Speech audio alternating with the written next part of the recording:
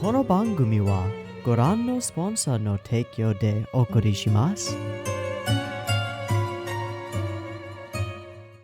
Alrighty, welcome everyone. I'm Teeaboo and I am here for more Owarimonogatari. We are on episode 5 for a start, and I have been informed that this arc is 5, 6, and 7, so it's a 3-episode arc. We're going to watch the whole 3-episode arc. I may regret that later today, because there are 6 shows that aired today for the new season. But that's okay. We're just gonna, Monogatari is the focus and the priority, and there are less shows airing tomorrow, so if I have to push things back, I'll push things around. Monogatari is the priority. So last time on Monogatari, we had a bit of a reveal about the history between Sodachi and Araragi, and the some of the reasons why she is super duper mad at him and not his friend at all, and not interested in him romantically at all. And on that note, I want to do a quick comment spotlight. I just put the episode 3 and 4 reaction up, so the only comments that are on it, I just put it public on YouTube, so the only comments that are on it right now are from patrons, and there are things that I've already talked to people about. I'll check it in the midpoint as we're going through. I'll check and see if there are more comments when I take a break to do a resync after the first episode or the second episode. I'll check it, and maybe we'll have an out of place comment spotlight midpoint in the video. But I do want to do a comment spotlight, and this one is actually from the episode 1 and 2 reaction, I believe, and it is from Why Are You Like This, who writes, I find it amusing and also a bit sad how the tsundere trope is so ingrained in anime by now. You just assumed Oikura liked Araragi, even though she does really just despise him. I wanted to bring this one up because I think you're right, and I think that there's more here than just that. From my perspective, there are 2 things at play here. One is the history of the series itself, and the second is the character of Oikura Sodachi herself. The character and her character design is very intentionally a tsundere. That is what she comes across as. The twin tails, the history with the protagonist that he assumes he can easily get and deal with. And then the other thing is the history of the series, which is that almost every female character who Araragi has come across in some way has a romantic interest in Araragi, or gains one because of his attempts to save them. She is, so far, the first character who he has not been able to save or help save themselves at all. In no way has been able to do that. She is a subversion not only of the tsundere archetype, but of the Monogatari character archetype, and that is interesting. And I fell for it, 100%. Why are you like this? You are absolutely right. I fell for it. The tsundere trope is ingrained in anime, but the thing is, Nisio Ishii knows that and plays with it, and he's playing with that here. And so is Shaft as they're animating it and as they're building her as a character. So, you're right that I was wrong, but I was wrong because I was supposed to be. Does that make sense? I hope that makes sense. If you don't think that makes sense, write another comment and respond to it, and then maybe we'll throw that in the next shout-out spotlight thing, okay? Okay, cool. So, thank you for the comment. I think it was actually, the probably one of the most insightful comments I've had on a Monogatari video in a little while. Not to knock any of the other comments on those videos, but I think it's an important one, and I think it struck a chord with me, and I think you hit on something important about the series and about this character herself. But I will stand by the idea or the belief that it is intentional for us to think that she is a tsundere when we first meet her, and that she will fall for Araragi. Not that there's any evidence for it necessarily. Not that if in hindsight you look at it, but if you just look at her when she is first introduced, that is the vibe that I get from her, and it is wrong, and I think that's intentional. I think that it is better for me to have fallen for it and realized it later, because then I get the full experience of the subversion. Does that make sense? I hope so. If it doesn't, again, comments, yell at me. It'll be great. Okay, so that out of the way, we discovered some of the interesting stuff in the backstory, and Ogi continues to be a creepy fucking weirdo. I don't know. I don't like floppy sleeve girl. I do not like her at all. I have not liked her from the start, and she scares me. But she is a pretty great detective and has solved a couple of mysteries already. In this case, the mystery of why does Oikura Sodachi hate Araragi? And the answer is because he didn't help her. Because he didn't realize. Because he was too freaking naive to realize that she was engaging in a cry for help during a spate of domestic violence. And he just sort of repressed that, and as humans do, recontextualized his own memories of what he had seen in order to fit the narrative that he was fine and had done nothing wrong. When in reality, while it's not necessarily something wrong that he did fail to help her and did engage in what she would call perhaps a self-centered form of justice, which is perfect. And on that note, I think it's interesting that at least at this point, this is the only character who has straight up rejected Araragi's attempts to help her save herself, and that's kind of interesting to me. I wonder if that will change, or if we will just find a way to live with it. Don't know. Just don't know. I also want to note somebody commented hoping that I have the Blu-ray disc version of this arc because it contains the OP in it, and as far as I can tell, I do. So we should be good to go. Okay, all that being said, I can see the very, very, very first frame of this episode. I did not know the arc title until I pulled up this episode, but I can see it, and it is Sodachi Lost. What that means, what that's referring to, I don't know. The last one was Sodachi Riddle, and I wouldn't have been able to infer that from infer what the arc was about from that, and I'm probably not gonna be able to figure it out from Sodachi Lost. Just no way. Just no way.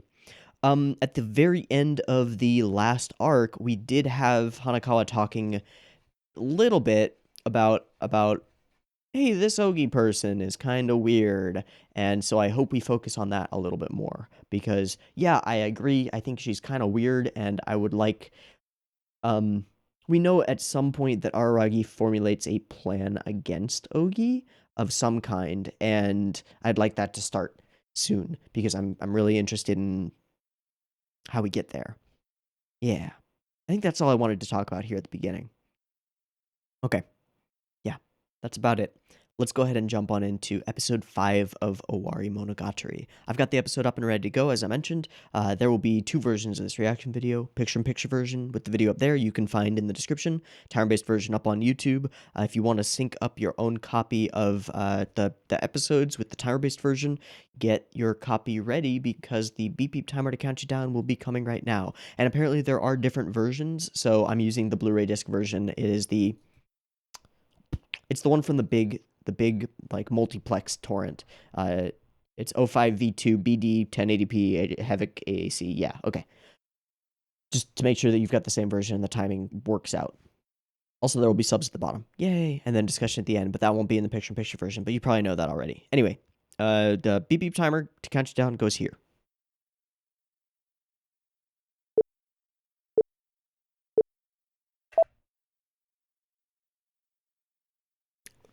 Yes. Yes, perfect. Right. Right. Darkness. Uh-huh. Uh-huh. Uh-huh. And censoring.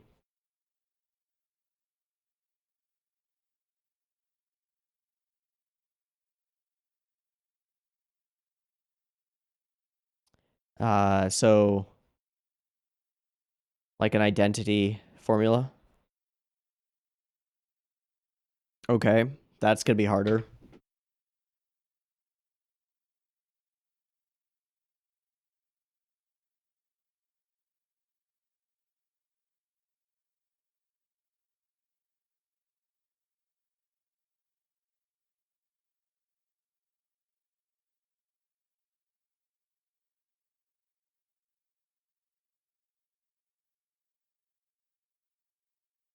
The maximum amount of fool. Oh. Okay. Small lantern. What lies ahead when everything is lost?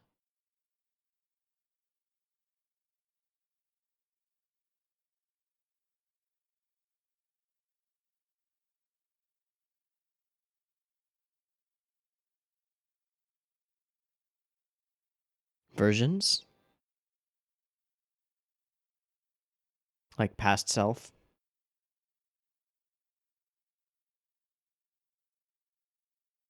Whoa. Ow.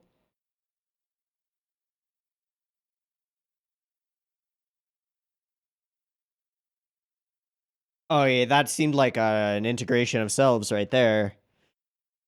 And then I'm burning up. Is that real? Looks like a real piece of paper lit on fire with the image superimposed on it. Definitely solved the equation.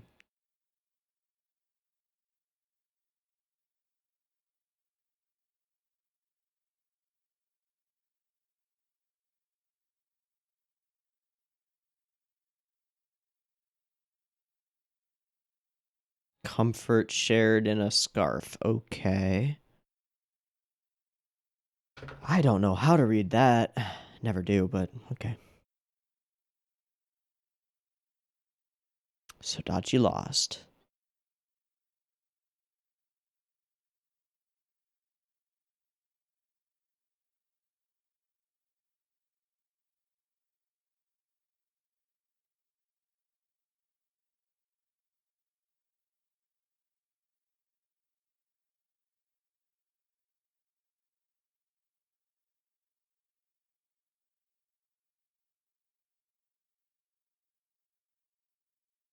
Just what I know.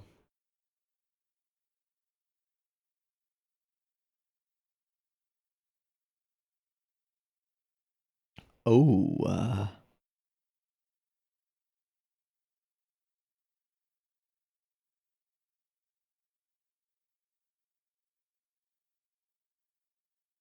mm, mm. She is a detective.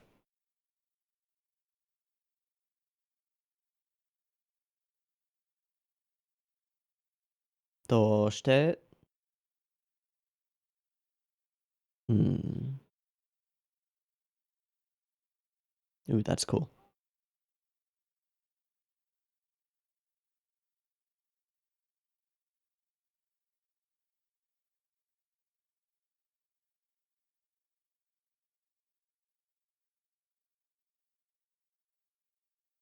I don't think so. I think you're underestimating her.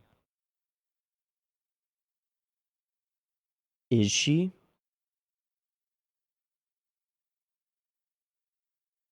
No, to all of those questions.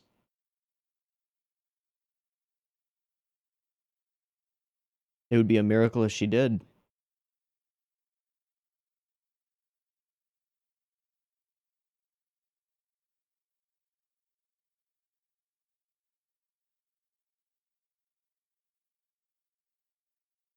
A little bit.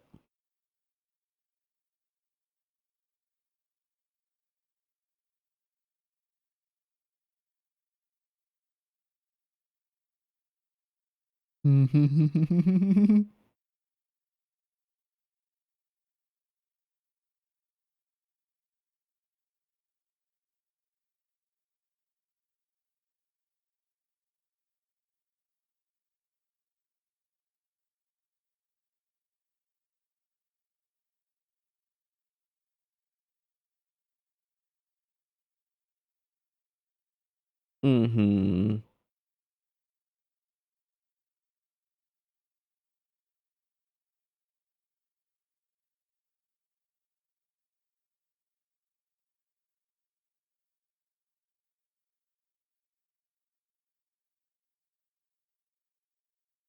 Ogie. Yeah. Intentionally ignoring a little bit.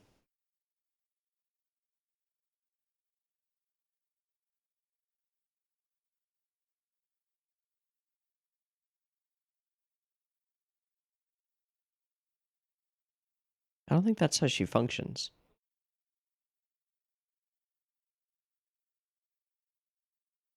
Also, these backgrounds are completely different. What the fuck happened? We just went to... These are our altered photos, aren't they?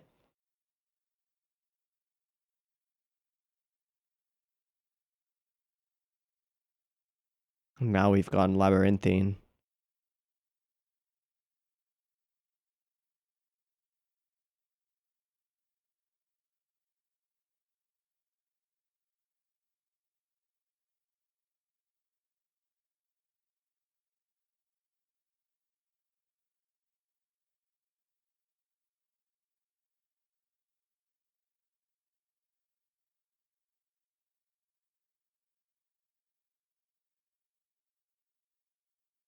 Is it the house?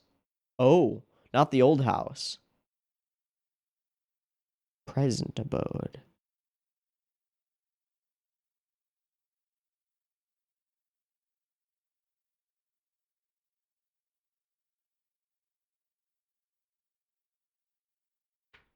Okay.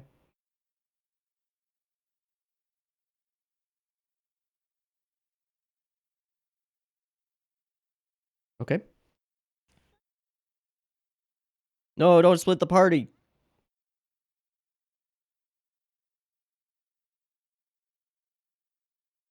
So is this the lost that this refers to? That she is gone or lost?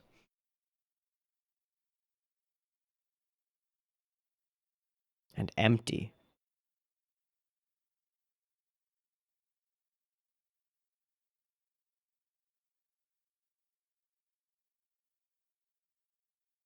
A little bit.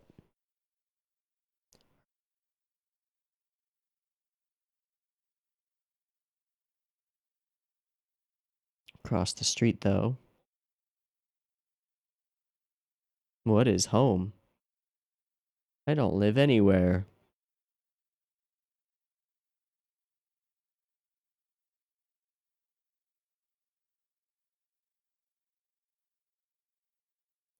Did you?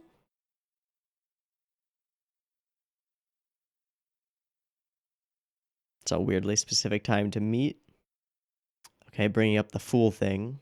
The first question.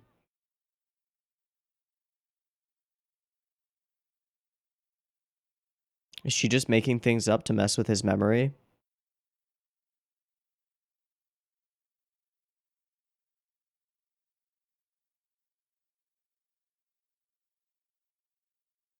Nope.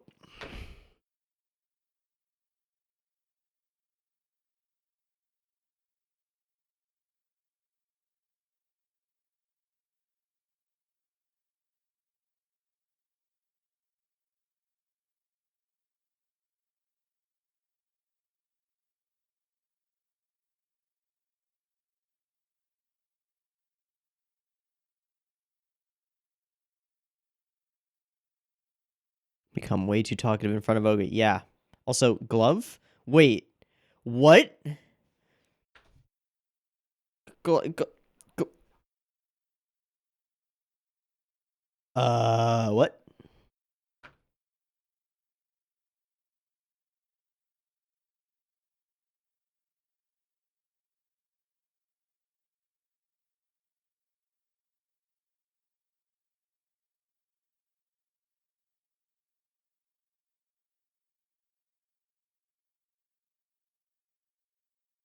Oh, down her root.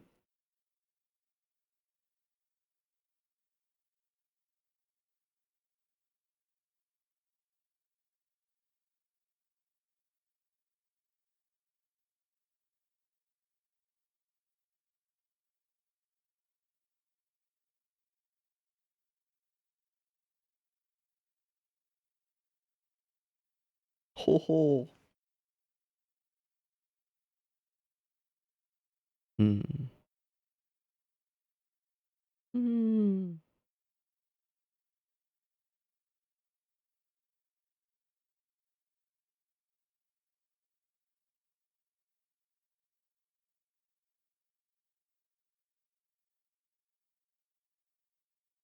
Hmm. Imagine.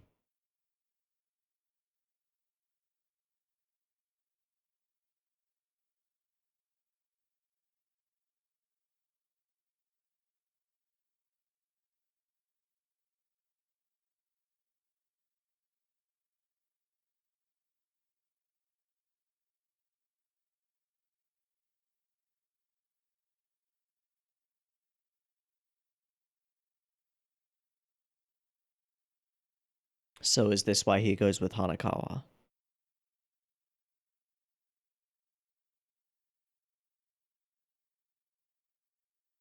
I would be too.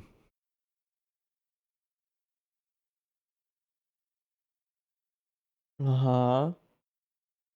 Uh-huh.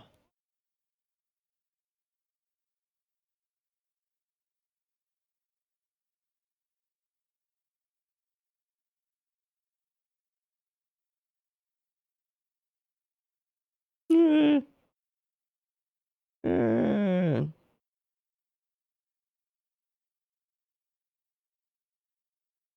You think I'm just any girl? Because I don't.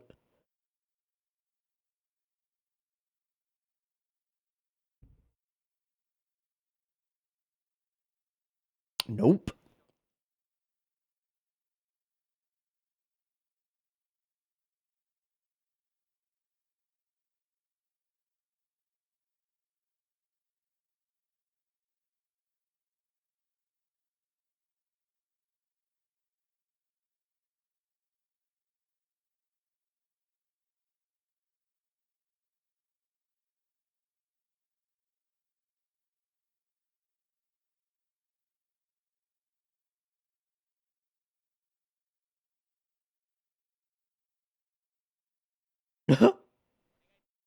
Bye.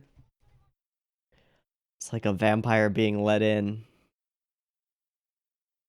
Thank you, Hanakawa. Based short dyed. Wait, her hair isn't dyed at this point, is it? Wait, yeah, it is.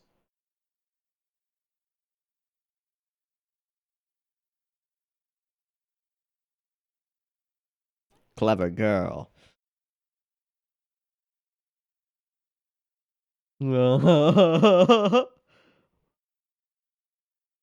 Hanakawa, fight though! Go, let's go, Hanakawa. Doesn't rhyme, fuck you, I don't care, go Hanakawa. Mm-hmm. Yeah. I totally blah.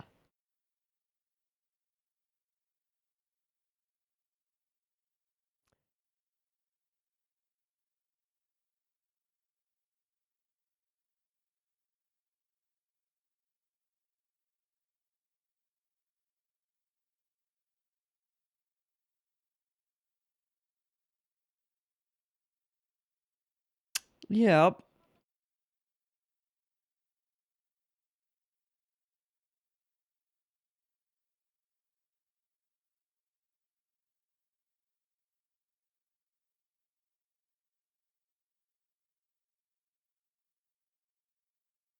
Mm-hmm.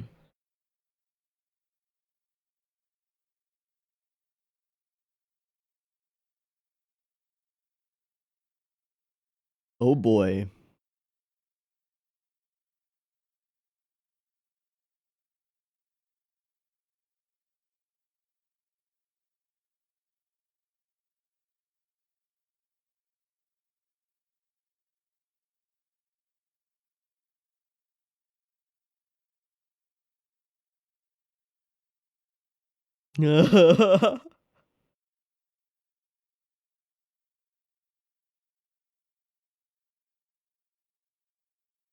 Mm-hmm.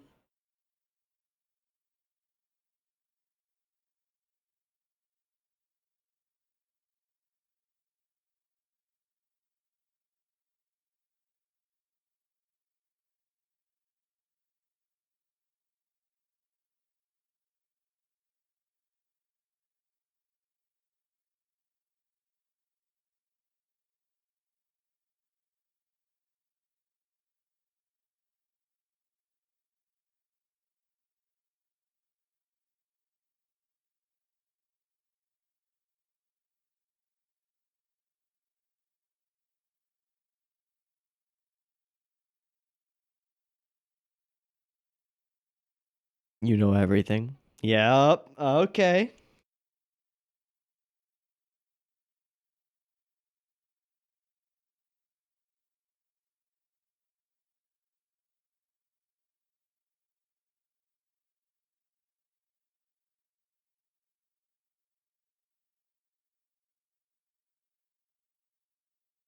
Okay.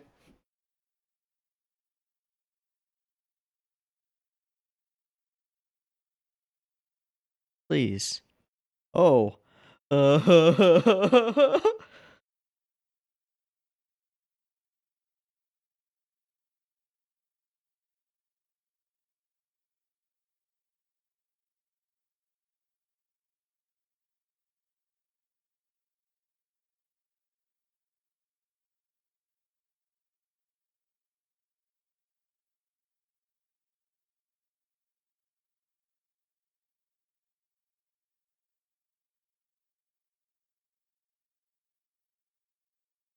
Huh.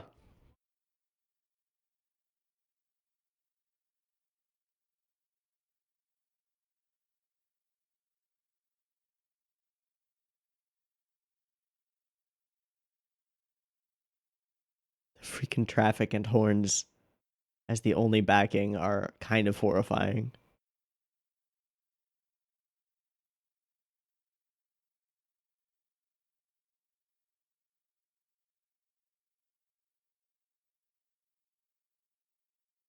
Are these known?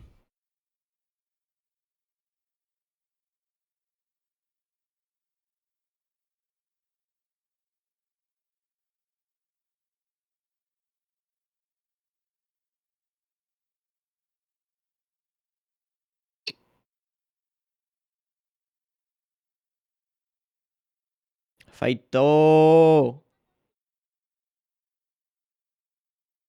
Nice.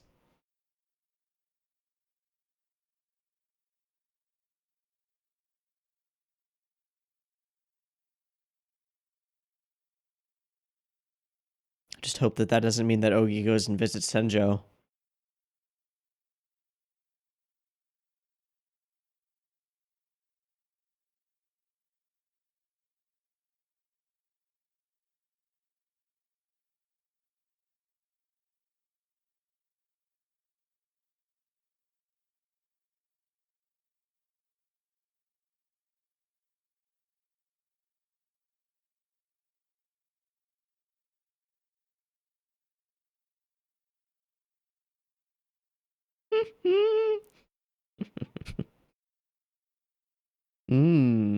Now everything is bathed in red.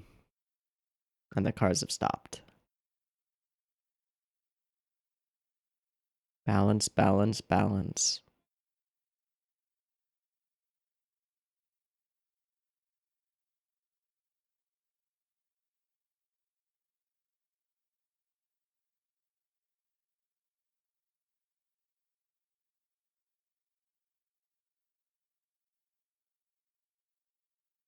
Hanakawa. I choose you.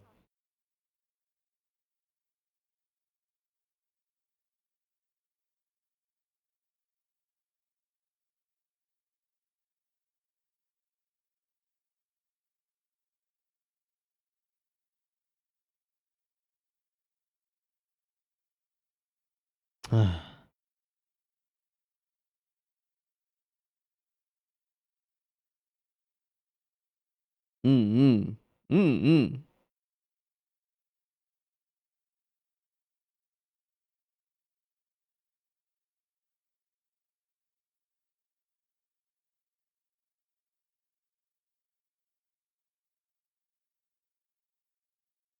Neat. And Hanakawa, please fight. We know he already chooses. Yeah. Touch your boobs. I swear to God, that's what it's gonna be, isn't it? Oh my God. Oh my God. Fucking A. She knows what she knows, and she knows that.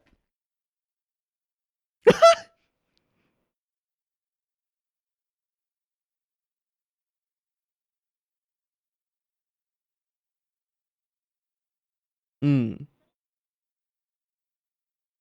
Mm-mm. Mm.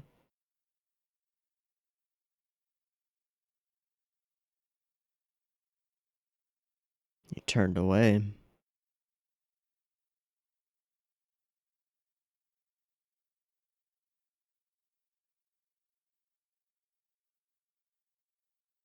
Self-centered justice.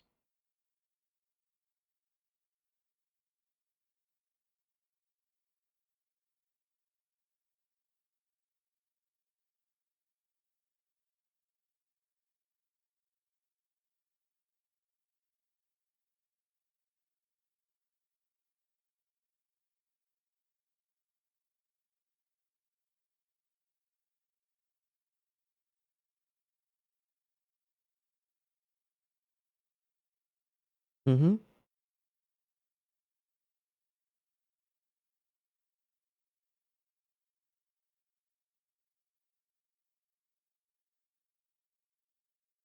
A fight for your soul between an angel and a demon. I don't know.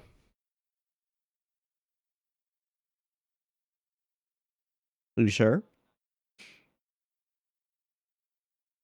Right.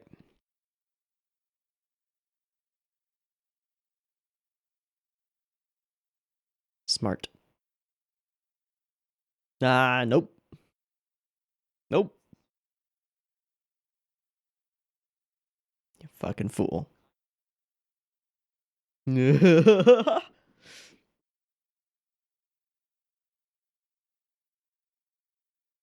Are you alright? What? Why are you doubled over? Yes.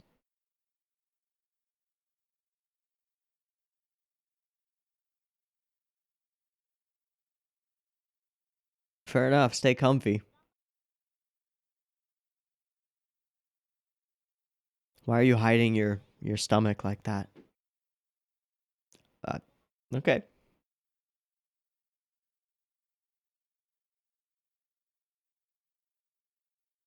Eh.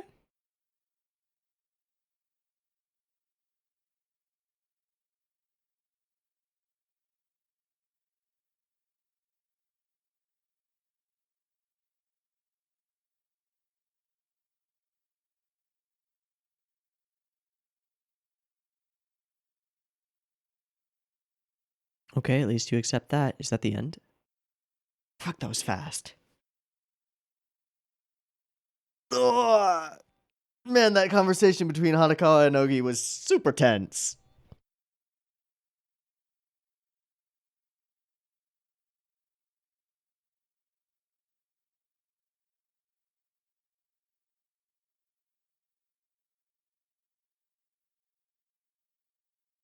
I should pay attention in case there's anything different. I don't think there's going to be anything different in the EDs, but I should pay attention anyway. I can't just stare at my notes.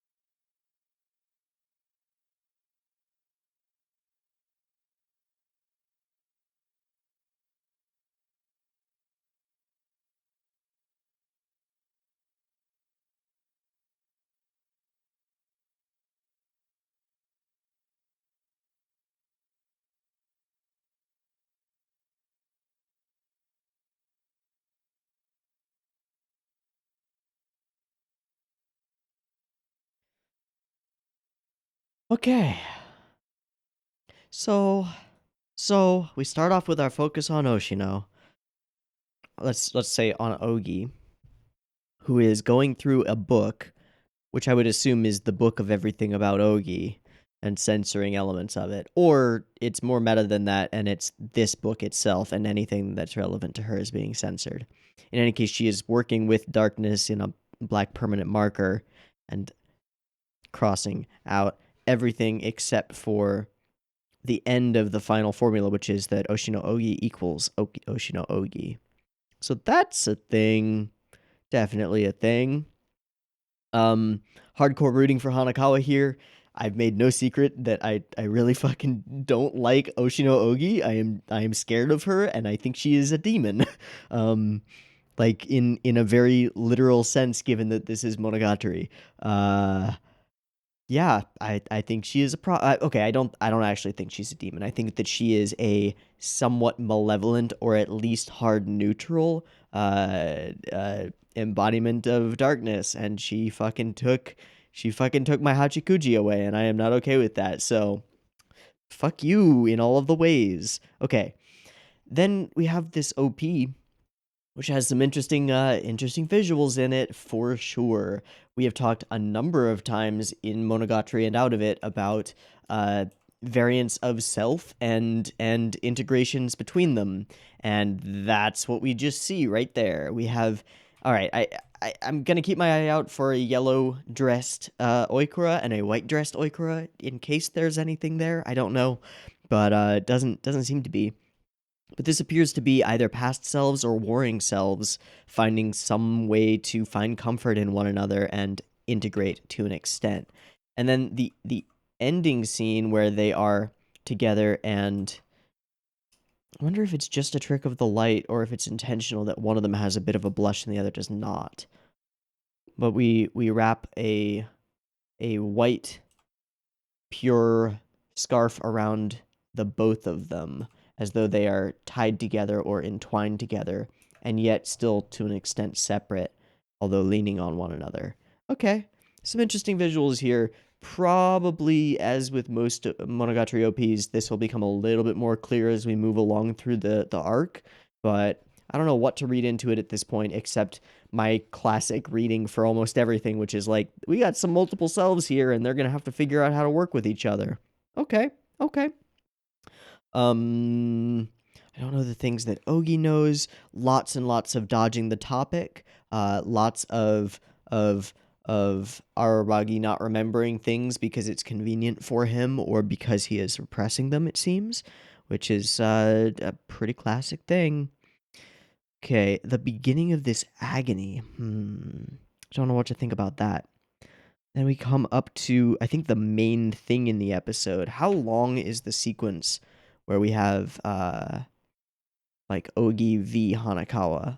I guess we could say that it starts once Ogi starts approaching Araragi and propositioning him to go with. This being sort of the third time's the charm, with the room, and then the ruin, and then with going and visiting Oikura herself. This would be the third one. So rule of thirds is something bigger or different or interesting or a subversion happens on the third time because we're expecting it to go a third time. That's when we would see a pattern, and so we break the pattern and create something interesting. I do want to see this cut. Oh, it's a cloth hanging down. I thought there was like a shadow back here or something.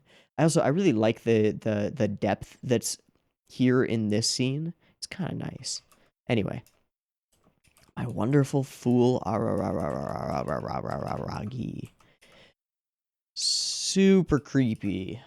Oh, and let's talk about this. This whole, like, we were supposed to meet at 3:42, no problem. This is exactly when we were supposed to meet, and you were supposed to take me out for high-quality sushi. That doesn't seem like a thing that Araragi would promise to do, let alone at a specific time like 3:42. This seems like, not lampshading, gaslighting. I was struggling to find that word for a while. This seems like gaslighting to me. This seems like Ogi Oshino is telling Araragi, oh yeah, you totally promised to do this thing that he definitely didn't. But just based on his character, on how he is and has been in the past during their experiences together, willing to accept her explanations of the past, like, or explanations of his motivations. He's a fool, kinda, in a lot of ways. And so it really appears to me like they have never discussed this before, and Ogi Yoshino is just aware, accurately so, that if she tells him, oh yeah, you totally promised to do this very specific thing at this very specific time, he'd be like, oh, that makes perfect sense, let's go ahead. Again, sort of messing with his memories, with his beliefs about himself, which is horrifying. Yeah, that's some scariness. Also, my pencil just ran out of lead, like, completely. That's a problem. We'll deal with it. We'll deal with it when I take a break. Okay, and then we have the gloved hand, which she reaches out. I think that's the first time we've seen a hand under the sleeves, isn't it? And then when we cut back to it, she's back in the sleeves, isn't she? Leans up close. Right, not trying to woo or anything. Really use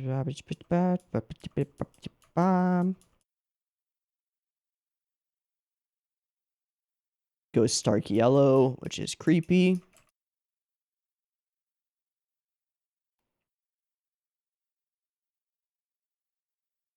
All right, and then Hanakawa arrives. Don't ask for her help. Don't do it. Just don't do it.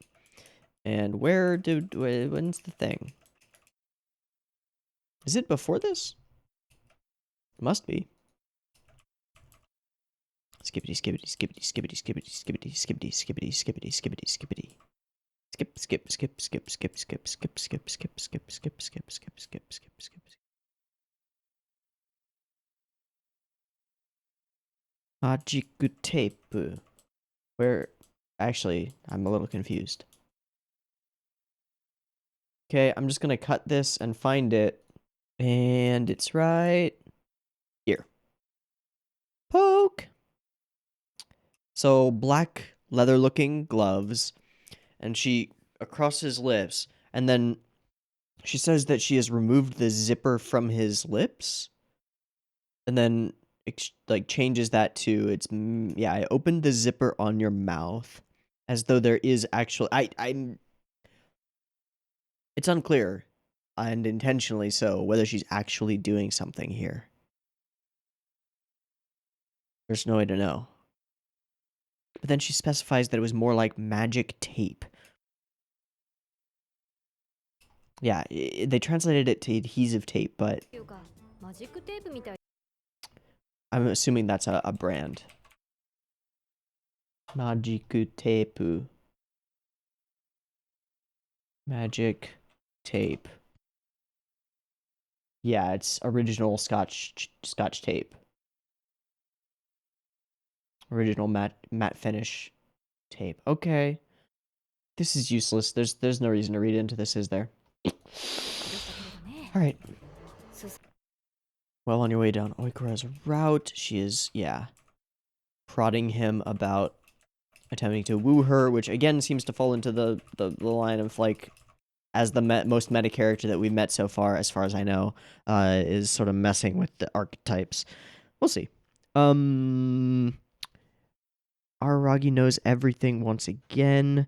She propositions him as a spirit guide. Hanakawa is there this time, and only this time so far, to prevent Araragi from going with Ogi.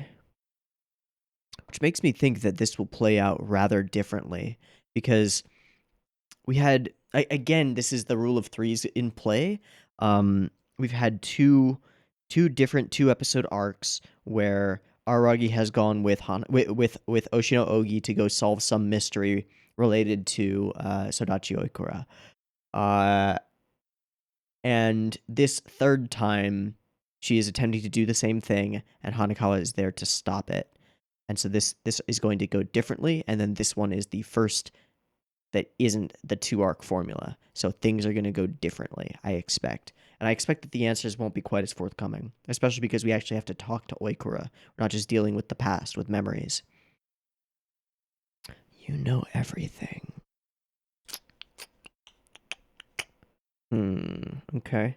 And then I'm just going to quickly Google the Grateful Crane and 6 Little Statues. The Grateful Crane is a story. Japanese folktale. How long is the story? Relatively long. I'm just going to the end. There's the crane. Like more feathers from her own breast. Pain and loss of her own plumage. The crane. The last that the poor farmer had ever seen of her. She who had plucked feathers from her own breast to keep him from poverty.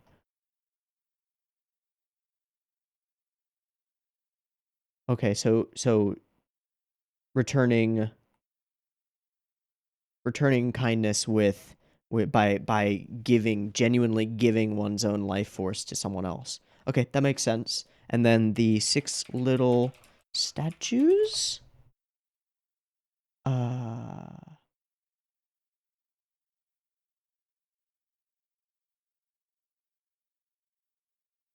Glimpses of an unfamiliar Japan story. The Hat Maker and the 6 little statues. The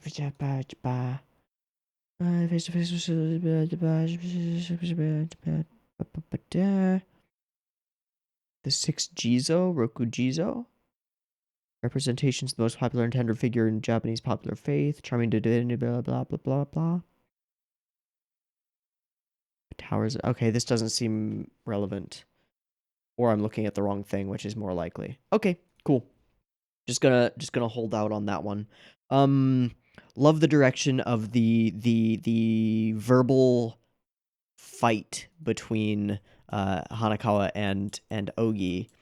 I was trying to determine during this, like, we get Araragi like shimmering as though in a heat wave, as though there's like massive tension between them, which is kind of cool. And there are also some sequences, yeah, here where we've got this big fish-eyed perspective, everything focused on this conflict and him in the middle, stuck in the middle with you, if you will. And then against the wall, side to side, and we've got Araragi sort of leaning over toward Ogi's side. This whole scene with the varying shades of red that become much more red as we move along, and then the constant like honking and car noise in the background from these generic vehicles there. Interesting. The fires burning, the smokestacks, the kind of the horror of it. And then stepping forward into the place, stepping forward a bit further, the middle ground is important in getting closer to it. And then here, finally, we are in the spotlight. The time to choose is made. I promise you, blah, blah, blah, blah, blah. And then Hanakawa uses her greatest weapon, which is, I promise you, you can touch my boobs. Perfect. Perfect. And of course, yeah, it's exactly like what we as the audience would think of it, which is like there's no reason Hanakawa would offer that if it weren't dire straits and if she weren't super serious about this. And so that's a little bit of a mature response from Aragi. And then Hanakawa later demonstrates that she wasn't aware of that and is like, he actually just wants to fondle my tits. Which, to be fair, yeah. But nah. But yeah. Okay. That's about all I'm going to be able to glean from this episode at the moment. So I'm going to take a quick break, glance at what comments have come in on the previous video, just to see if there's anything super duper mega interesting, and also attempt to find either another replacement pencil or some lead for this one. Anyway, I will see you in just a moment. Your time, it'll be 0 seconds, but it might be a few minutes for me. Peace. All right, we are back for Owari episode 6. Just checked all the comments, and there are only 2 new comments so far, and they are both propositioning me to watch other shows. I really wish people would stop doing that. Just don't do it. It's not gonna work. One telling me to watch Textnalize, which is on my radar. The other one telling me to watch Dr. Stone, which I'm not gonna do. Okay. So, God, it's just so annoying. It's so fucking annoying. All right. Anyway, got a pen. That'll work. We're good to go on the next episode. Was there something else that I was supposed to do during the break that I was going to talk about? I don't think so. No, that's it. Let's go ahead and jump on into episode 6 of Owarimonogatari. If you're syncing up with the timer-based version, get yours ready. Timer's coming.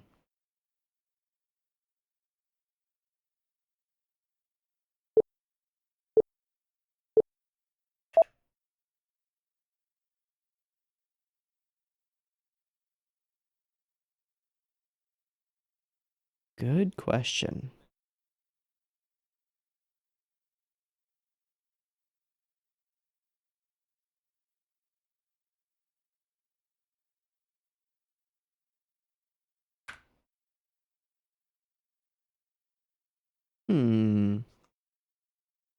Okay.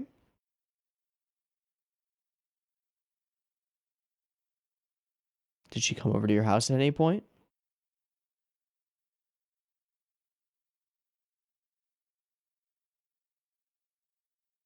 She did. Okay.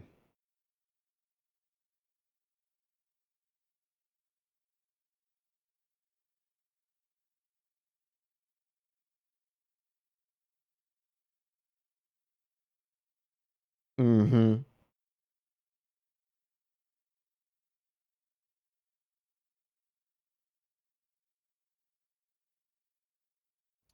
What color's her dress? It's yellow, isn't it?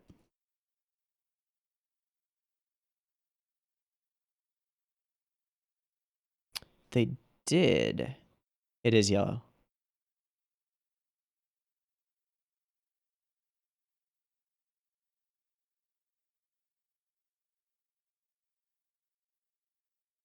The freaking shorts. So they knew.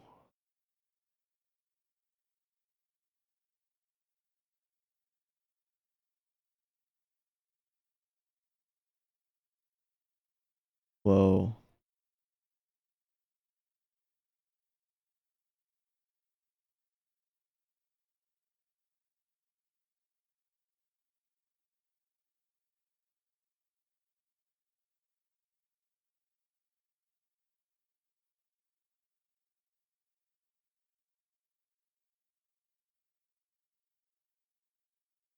They didn't care. Our version of a family.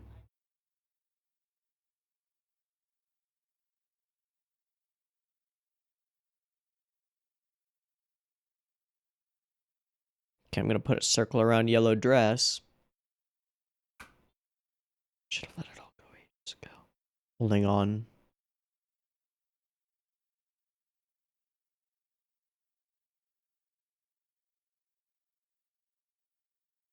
I like this OP.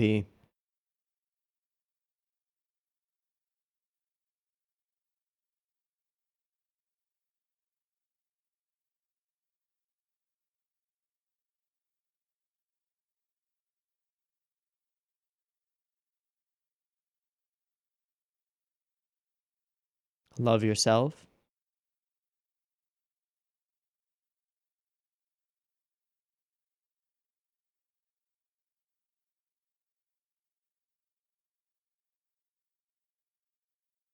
Into the moon.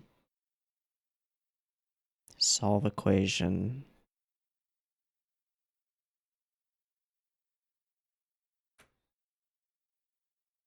Do I have the right subs? Yeah.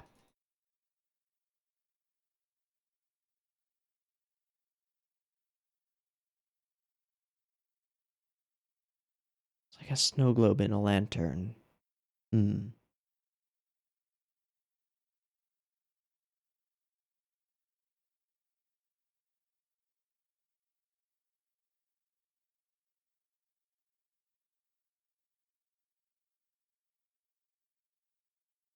So angry.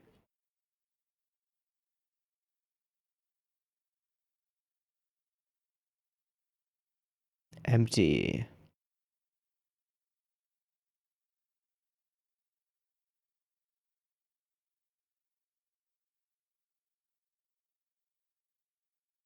She's still got a bruise, that's what it is.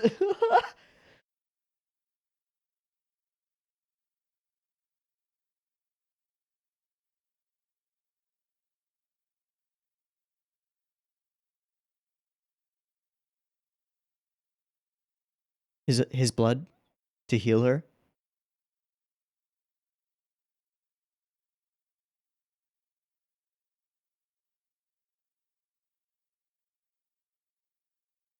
Are you bruised still?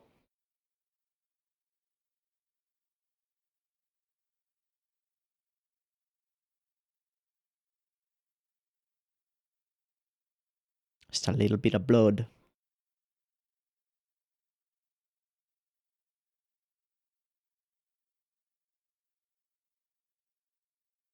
Super empty.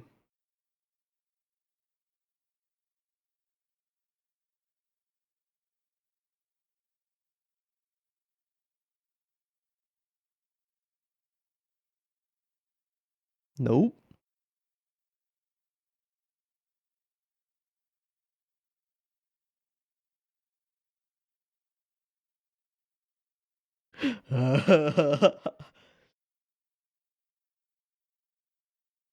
Eh.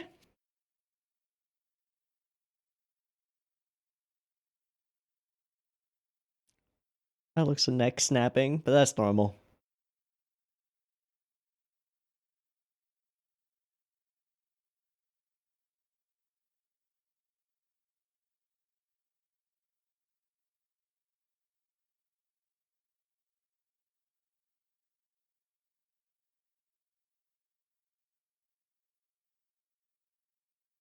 Hoto.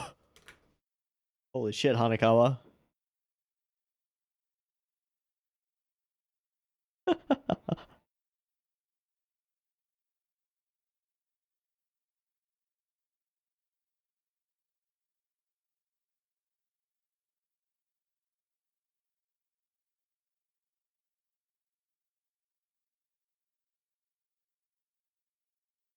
The one who failed Oikura was me and Hanekawa? Yep.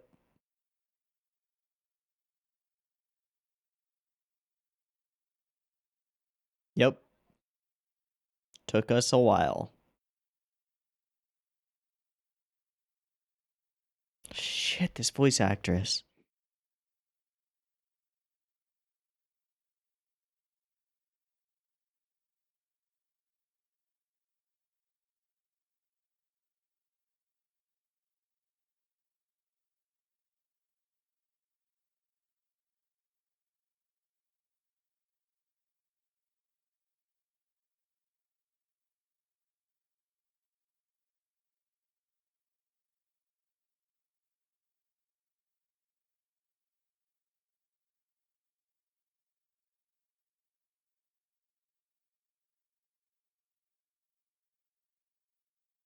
That can be arranged.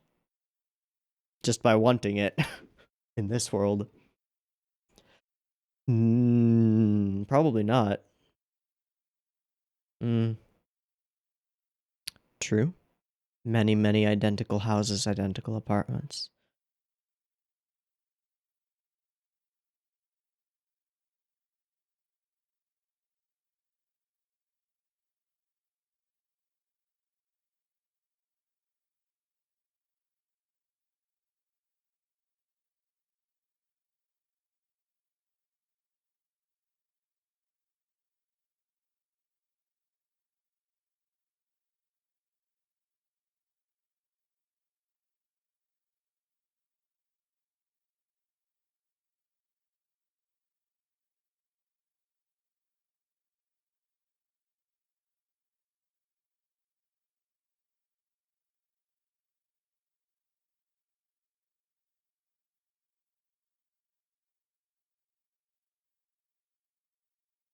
No tea to grab. Thanks, Hanekawa.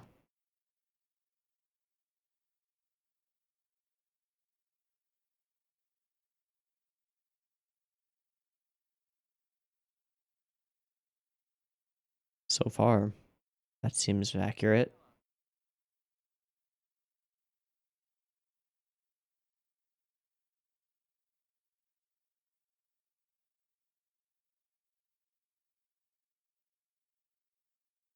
After you elected, that's the problem here. He didn't elect to not help you. He didn't understand. He's a fool.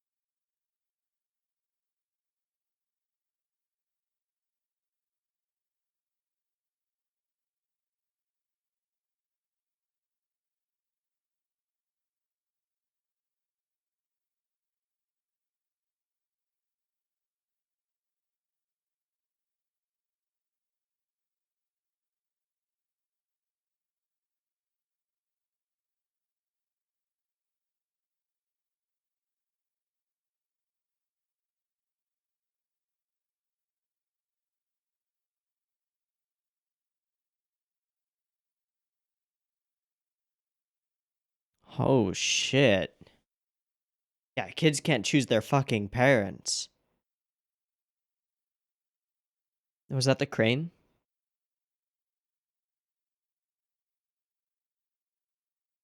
And you did all of that for yourselves.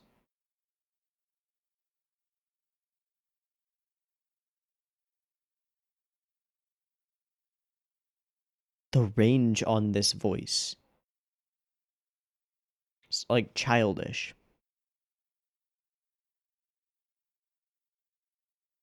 As she reminisces.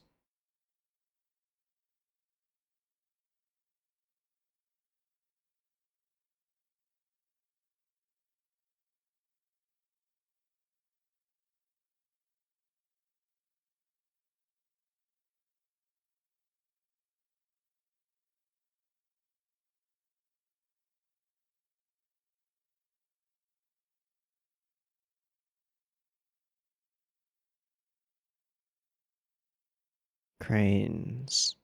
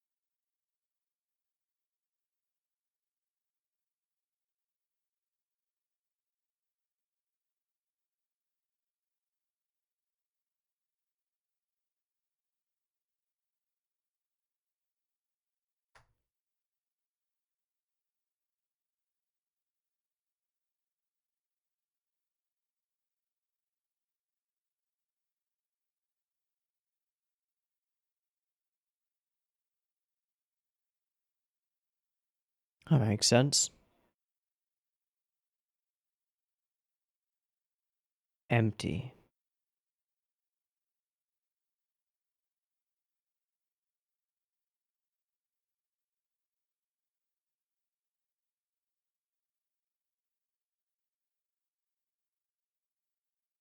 It is that you feel that way.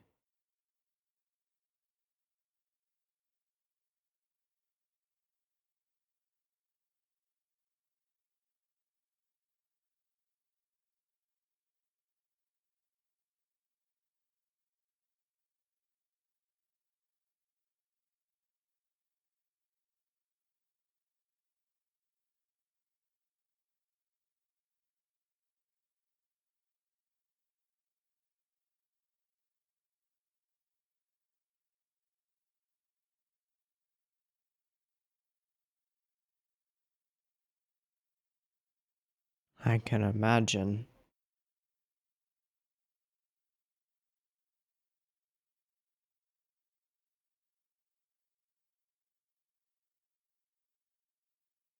Hmm.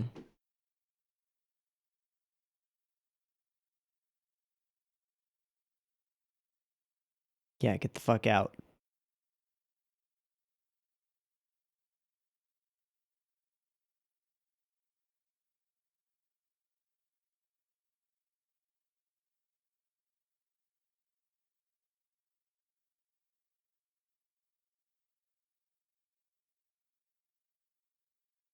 How did she leave?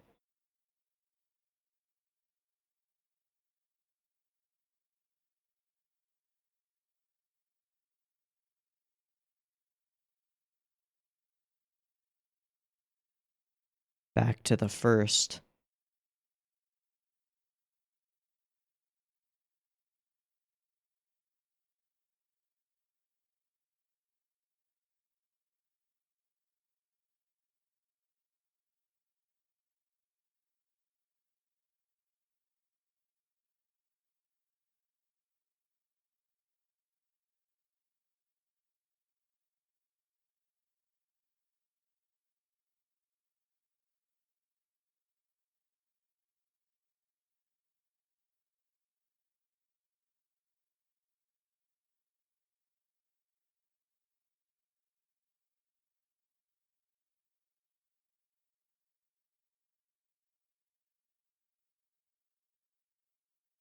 Because it's weird.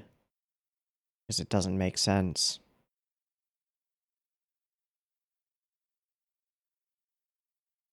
Not really. To see family being a family. Been there.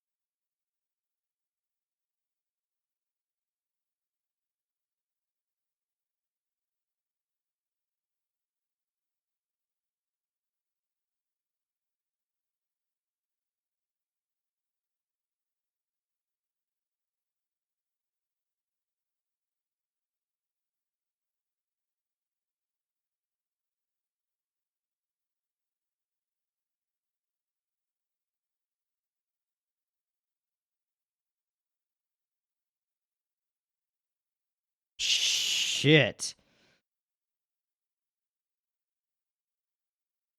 Is it?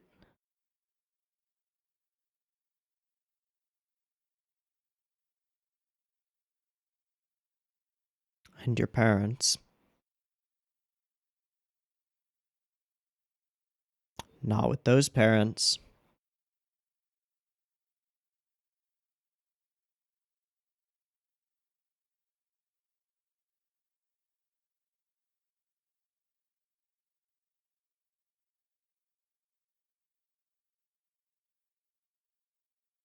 Then that's how you can save her.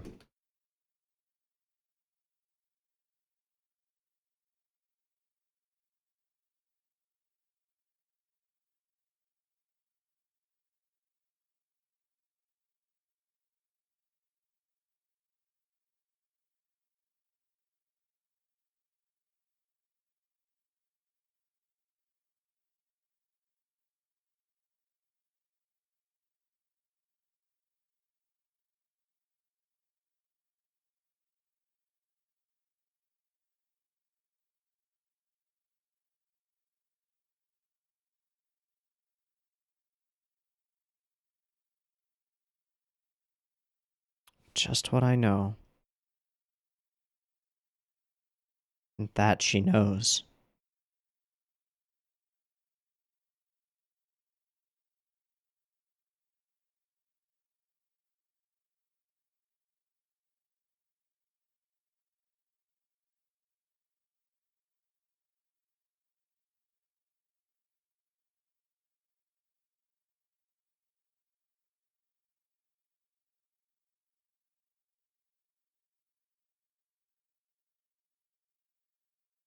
Been there.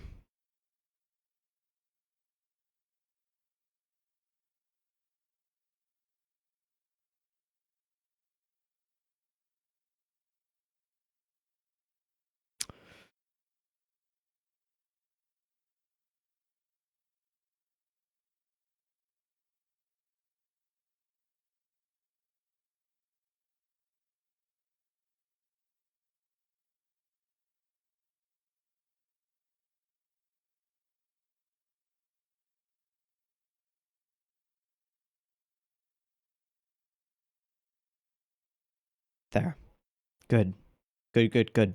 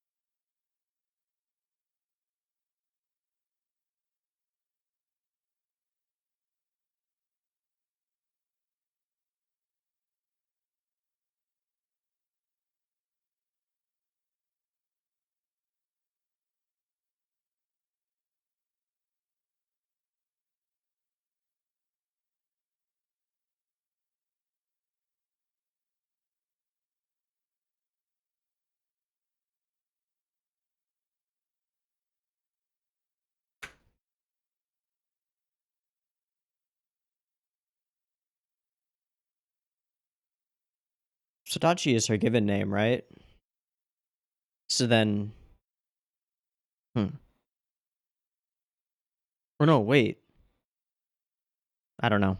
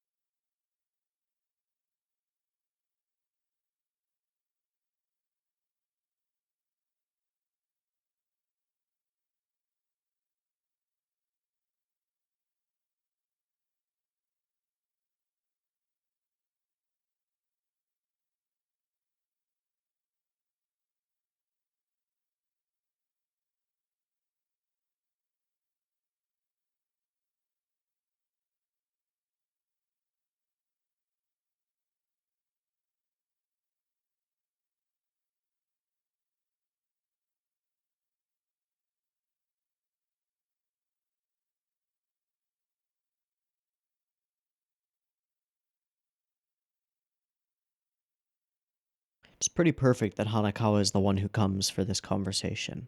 I don't think it would have worked otherwise.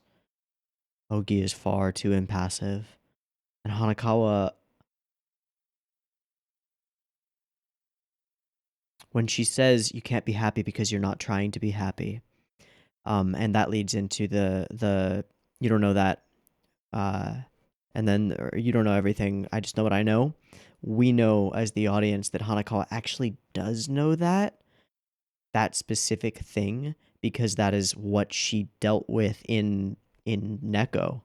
Um, Not as bad, obviously, nowhere near the extent of domestic violence and abuse that Oikura has gone through. But she did live in a loveless house, and she did overcome her own desire to avoid happiness, in a sense. So she can actually speak to that. Araragi really can't because he's had happiness. He's had a loving family, but Hanakawa can. So it is a damn good thing that she's there for this.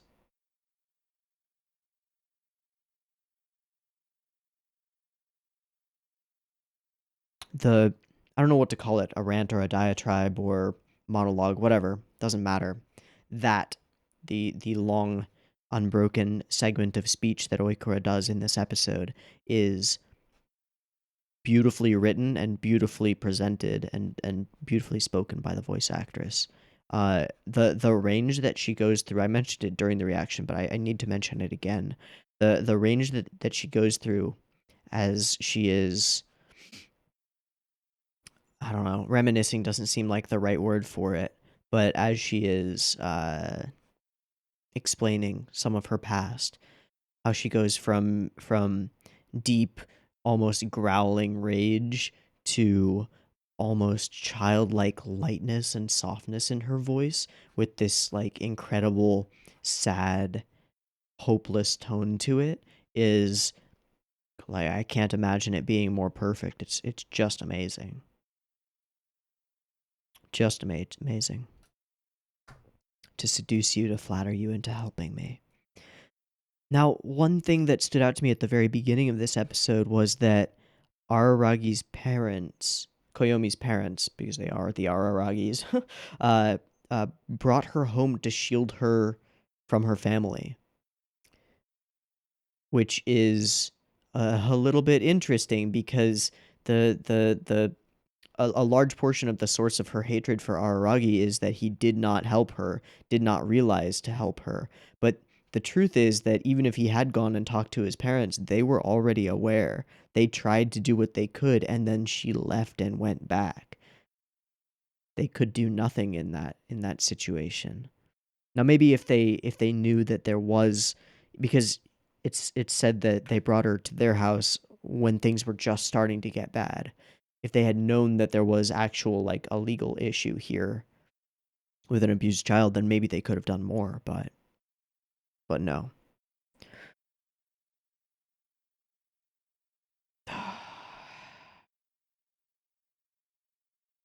Emotions crippled, and the desire to stay unhappy is so freaking poignant. It's so perfectly right that someone who has been abused and broken would believe that that is their lot in life and would believe that the best that they can hope for is the continuation of the depressed, beaten down status quo, mild unhappiness that will drive me forward.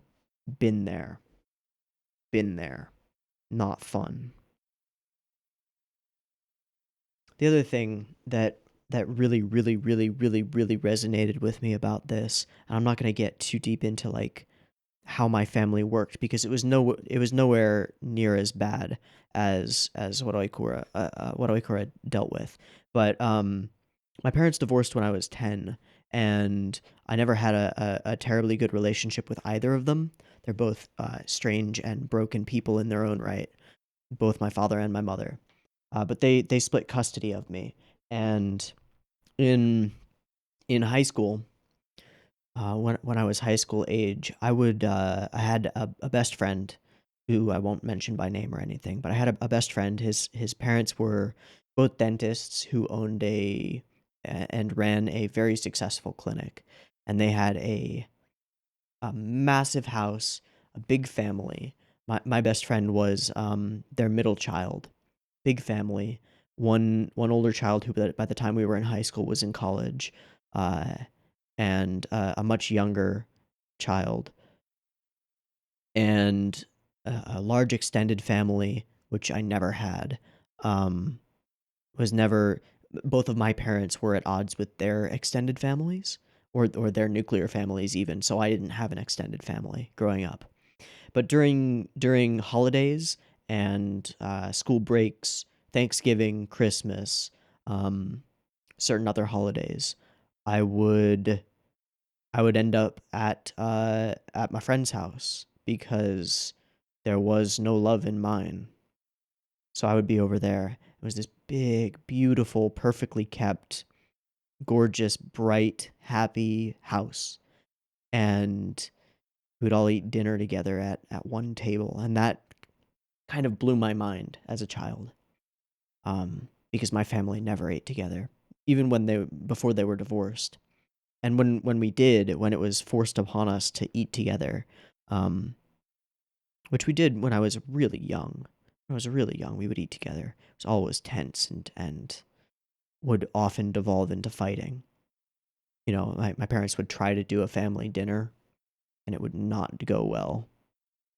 Family being just us, just the nuclear family, only child, two parents who hated each other. Not a good situation. So, and my friend lived, I don't know, 45 minutes to an hour away by drive, and it wasn't really until because we were not wealthy at all. It wasn't until he got a car that I was able to go over there more frequently. And he would drive over and pick me up and take me over there for Thanksgiving, for Christmas, for New Year's. But I've had that experience of thinking that my lot in life was normal, and then seeing into, from the outside, seeing into someone else's life and seeing what real normalcy is, and being shocked by its brightness and its radiance. So that fucking resonated with me in a rather painful way. Not something that I like to think about. But my situation wasn't so bad that I turned away from that light. I instead ran toward it. And I was, I guess, insightful enough, I don't know, to realize that it wasn't that they had everything. It was that my family was a bit broken, and that I should not allow that to affect me that much. That I could get past it. That if I were to have a family, I knew what I would want mine to look like. So I was lucky in that regard, and Sodachi was not. She says that she doesn't want to be pitied, and of course she doesn't. But I can't help but sympathize with her and perhaps pity her, because she is pitiful. Poor, poor thing.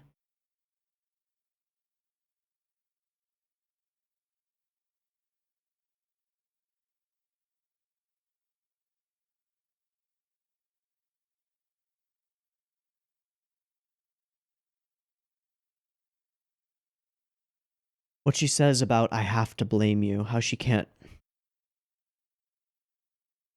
cope with the knowledge that it is her fault. Whether it is her fault or not, I'm not sure. It seems rather clear from our perspective and from what we've been told and from the story that she's presented, and we have no reason to necessarily disbelieve it. But except that people are faulty and the way that they remember things often favors themselves. But I have no reason to believe that she's lying, intentionally at least. Um, Shit, I don't remember where I was going with this thought. With I have to blame you was where I was. I think that's the only thing that I would have been able to go with from this. Would have been, okay, then I will be a hate sink for you. if that is how I can atone for what you think I have done to you, then believe as you will. Hate me and continue on, but love yourself.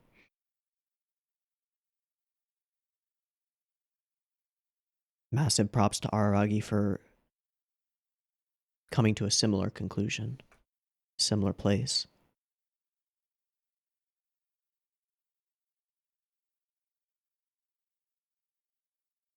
It does seem this idea of loving oneself does seem to be the the core thematic element of the OP that we saw.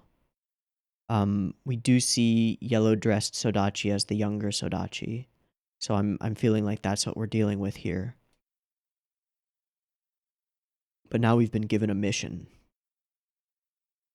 to go and find her mother. Now, one thing that I'm not entirely certain of. What's the arc title? Is it Sodachi Lost? Yeah, it's Sodachi Lost.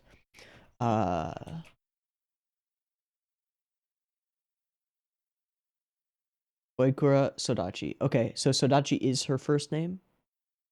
Her given name, I would say. And then Oikura is her family name. Okay, I was thinking that it might be the other way around, and that the lost Sodachi that is in the title might be her mother, but that doesn't seem to be right. It is her. Okay. Okay. He was the one. Oh man, even that is heartbreaking. Like there's so much that doesn't need to be said when she says like my father was the problem. My mom would only hit me when she got tired of being hit by him. It's like, oh, whoa, whoa, oh, that's real busted. That's not okay. Cause that's massively problematic in and of itself.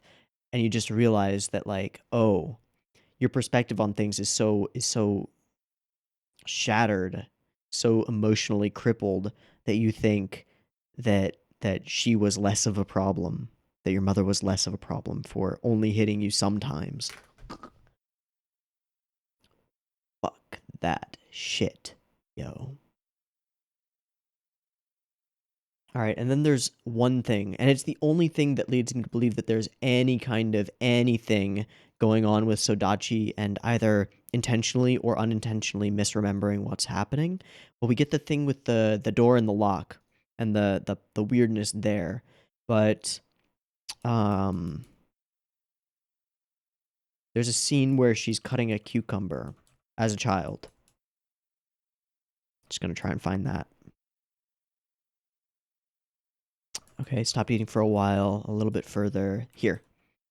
She repeats this line over and over and over and over. I prayed that I would never wish for my mother to disappear, as though it's a mantra, as though she's trying to convince herself of it. And it belies that she wished her mother would disappear. And during the scene that we're dealing with, she's holding a knife and cooking with it. And then cooking up some Hamburg steaks. Maybe I'm reading too far into this, but I think there's an implication here of violence in retaliation. I'm not sure if that's accurate. Doesn't seem to be. I mean, she would have been caught probably if she had done something violent. But there's also the possibility that there's an aberration at play here. We have a child who prays that she prays against her own wish, essentially, right? Just that's what's implied here. I prayed that I would never wish for my mother. I'm actually let's do that. Let me switch this to the Kami subs and see if there's a different phrasing. Identical. I prayed that I would never wish for my mother to disappear. Identical. So I'm going to run with it and say that that is the exact translation. Because the prayer is like reaching out to something beyond yourself to try and change something that is. I prayed that I would never wish for my mother to disappear. Means that deep down I wish that my mother would disappear. And of course you do. She's horrible. Hmm.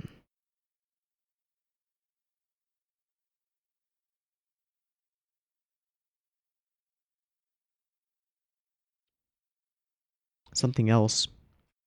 When she says again that it's all in the past, that she doesn't want to dredge up these memories. It's kind of, well, that's the way it is, right? We don't want to think about the things in our past that hurt, but sometimes we have to in order to overcome them. Not that she wants to overcome them, she just wants to live with them. To be just okay.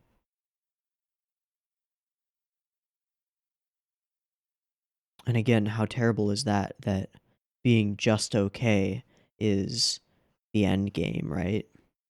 Not even looking further beyond that because you can't even fathom it. It's terrible. It's terrible, but it is a beautiful depiction of a real human thing.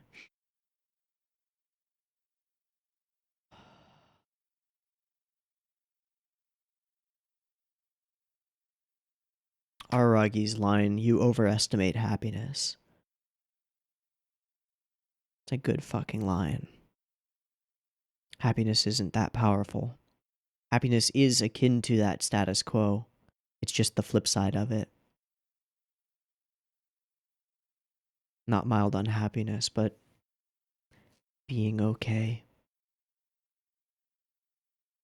In a good way, in a positive light. At this point, I really hope that they can help Oikura,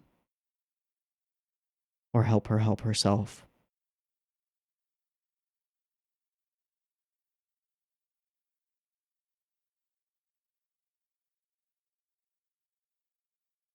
I think this may be one of my favorite depictions of trauma and the result of it in Monogatari, and that is saying something, considering that pretty much every character's arc is centered around their own personalized trauma or traumas.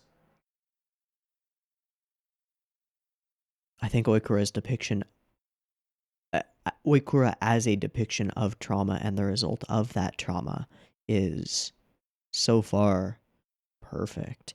And I kind of hope it's not simple, because it's not simple to overcome something like this, and you never overcome something like this. Not completely. It stays with you. I think Oisin is aware of that, and I don't think he would write it in a way where that would diminish what was just created here. Because what was created here was an absolutely heartbreaking vision of an emotionally crippled person who is, in almost every way, like, right to be the way that she is. Her response is natural and real, and she's not wrong. But I wish she were, you know? I wish she were, so that there was an easier way to help her.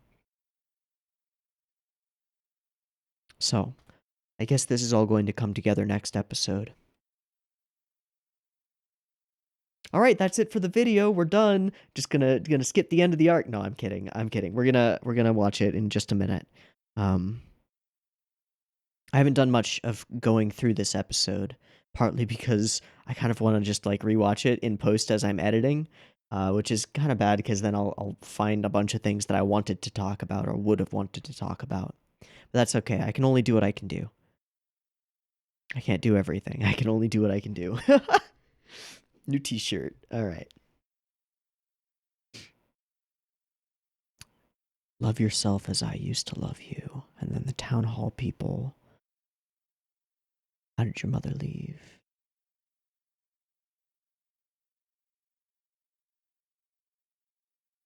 Okay. Okay. Gonna take a quick break, do a resync, and then we'll move on into the final episode of this arc. See you in a minute. All right, we are ready to go for the final episode of this arc. We are on Owarimonogatari episode 7, Sadachi Lost episode 3. We just had ourselves a long conversation with Sadachi, where she took the floor most of the time, and broke my fucking heart, because that was a little bit too real for me. Let's see how we resolve this, if we can. I don't know that we can. I don't know that Araragi and Hanakawa can actually like help her in any meaningful way. Not if she doesn't want it. But it seems like we're going to go after her mother, try and solve the semi-locked room mystery of how her mother disappeared, where she went, why, and in doing so, complete their promise and force her to complete her side of the promise to come back to school to potentially get another start. We'll see. I've got the episode up and ready to go. 2 versions as usual. If you're using the timer-based version, get yours ready because the timer is coming.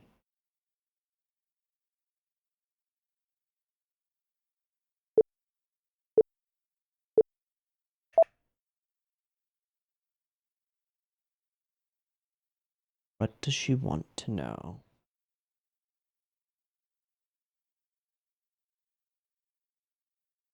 I like this piece of music, the way it's panning from left to right.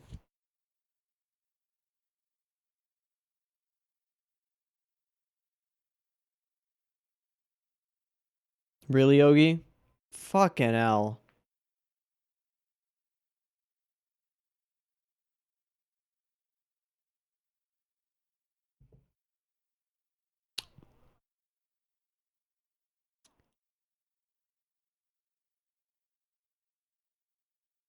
Mm-hmm. Mm-hmm. Ahaha. Ahaha. Ahaha.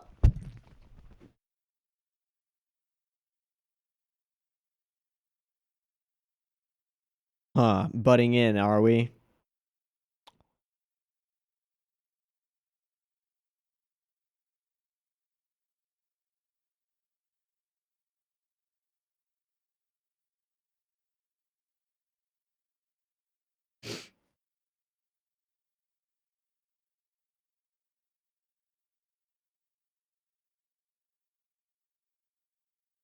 I didn't switch the subs. It's okay.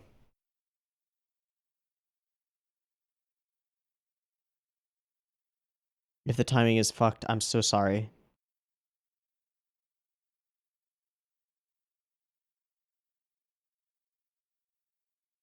Uh-huh. Uh-huh.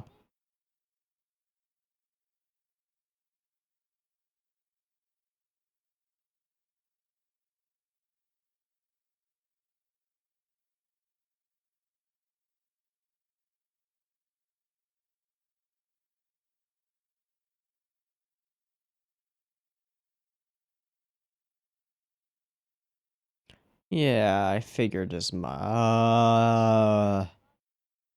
Darkness in the room. Okay, please do tell.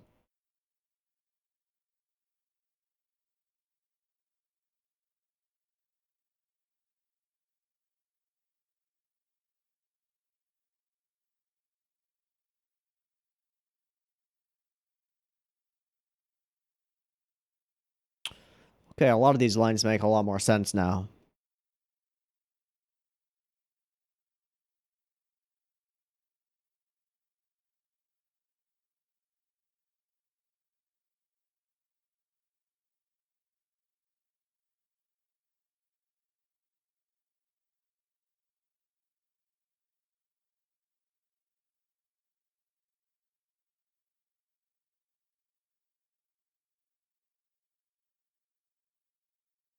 Fake smile with tears behind.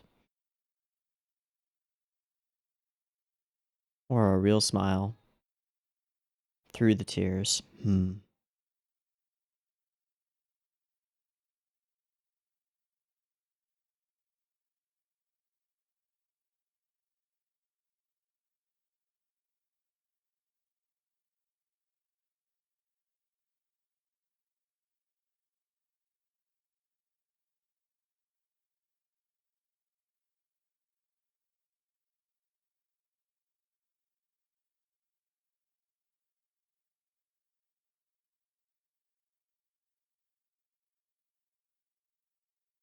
Of course it was.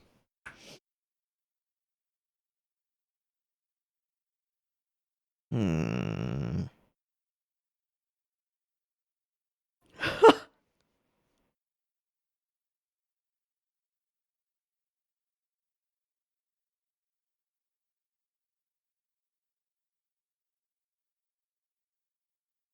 Nope.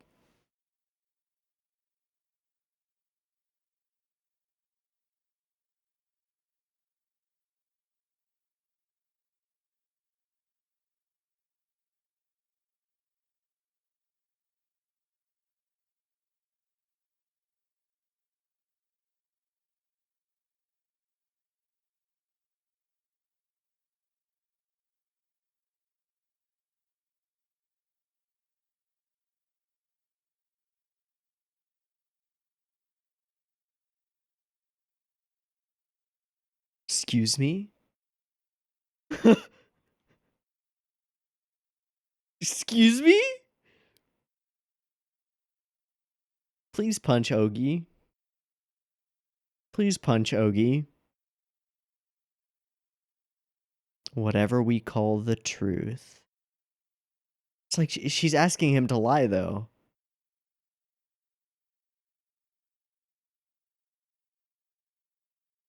I don't believe that.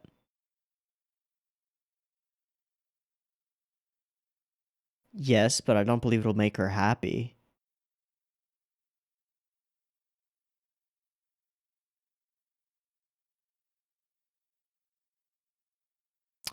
Fuck. Fuck. Fuck. Those. Okay.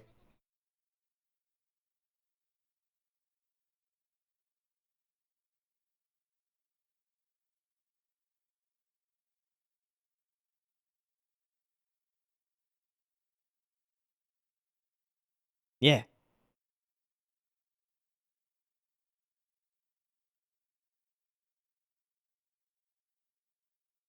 Okay.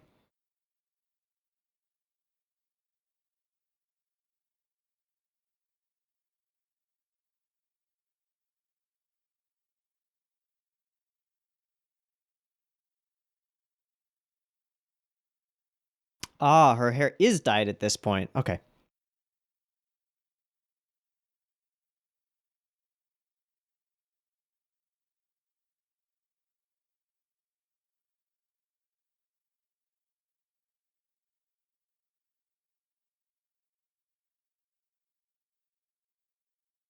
Ha. Ha.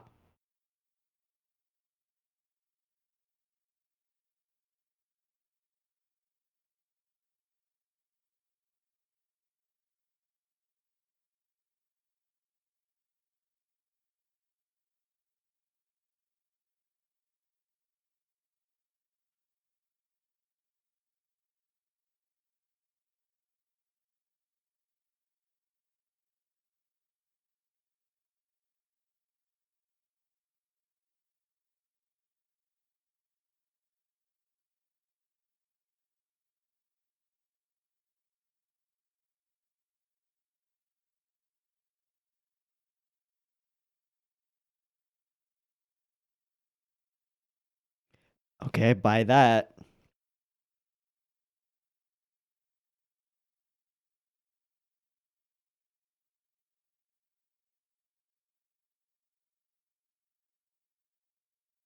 But the truth is something she can't face. I'm still going with the guess that she maybe did something horrible to her mother. Unintentionally or intentionally. Which is also us. Yay. Am fool forever.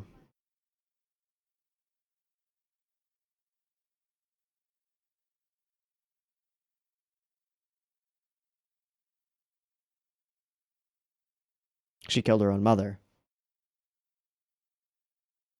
That's the worst truth.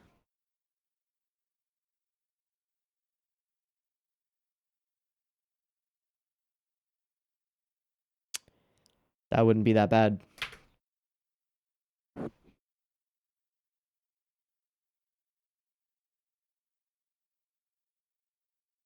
I don't want to believe that either.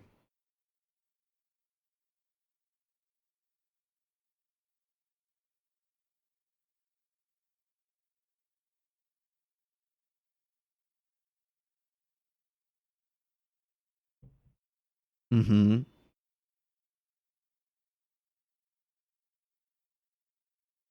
Mm-hmm.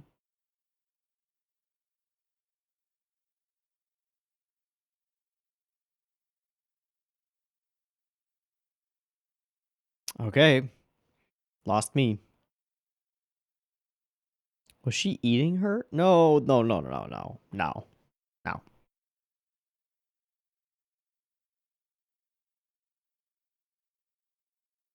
No.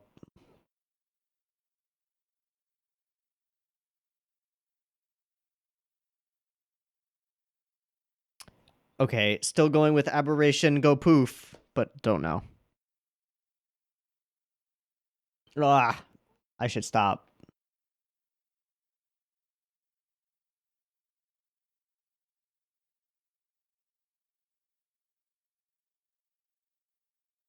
Hmm.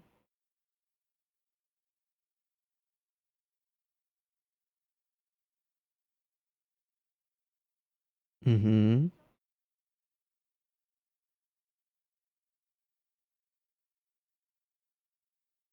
Back to the meals.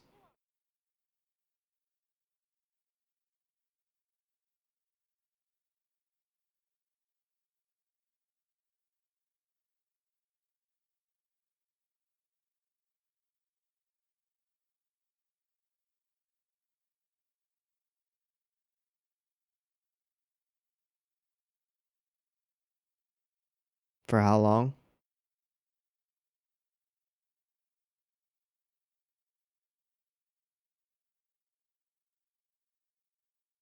But she was already gone. So she killed herself and got lost in the mess? She was living in alone in that house for how long?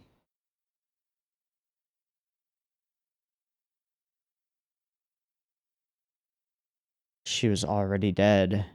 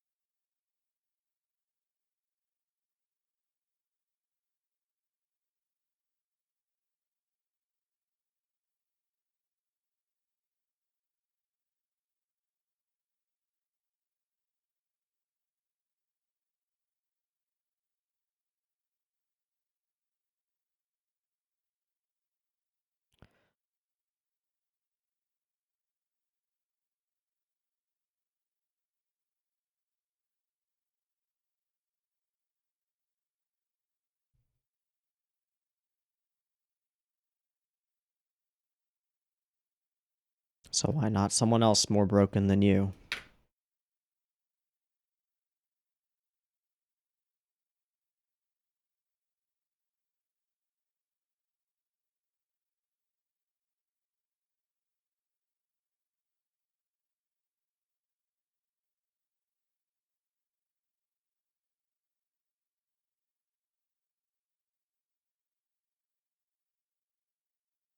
Fuck.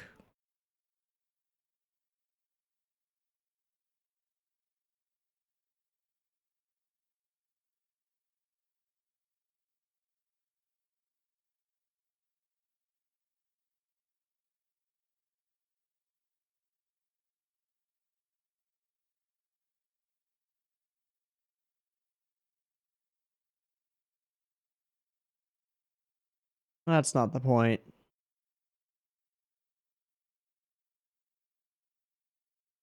Skeleton, though.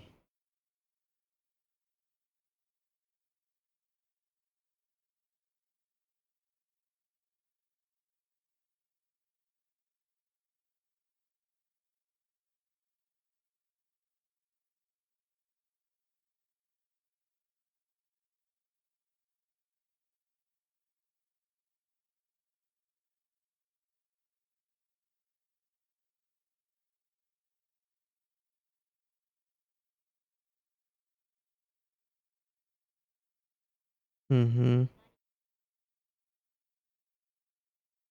Mm-hmm.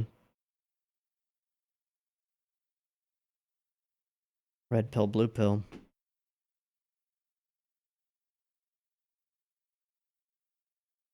Of course you will. Let her hate me.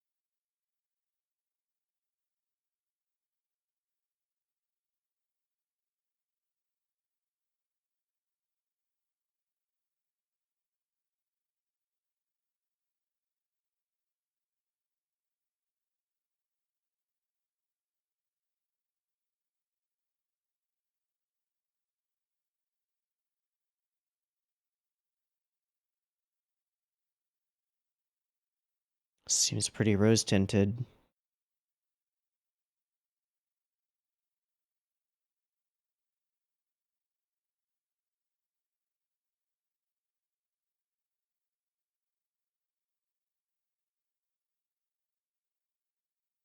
Hmm. Hmm.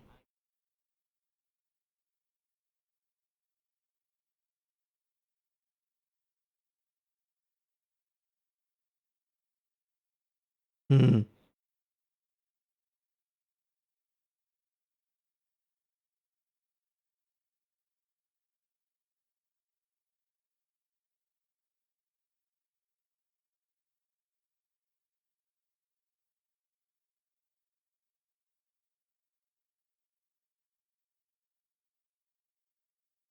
Okay.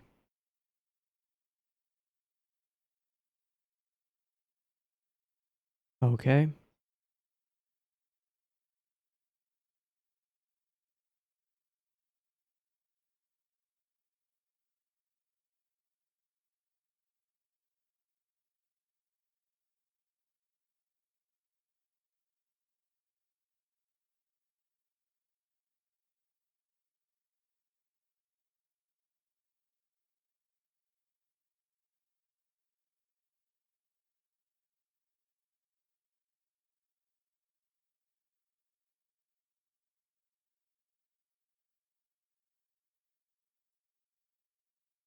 Where will you go? What will you do?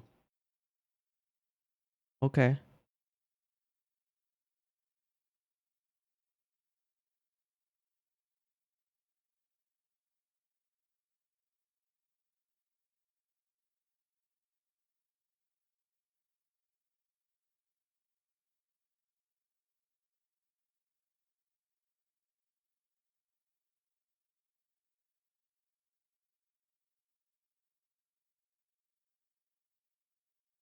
Hmm.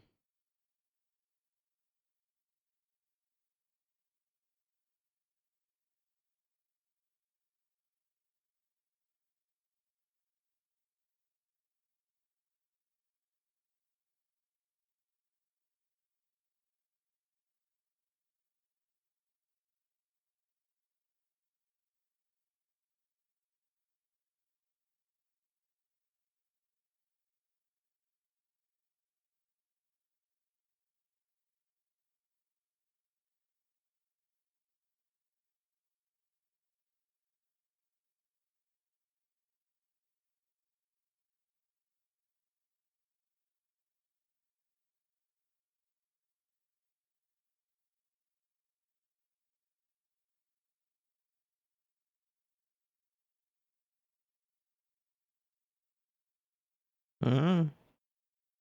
Hmm. Hmm.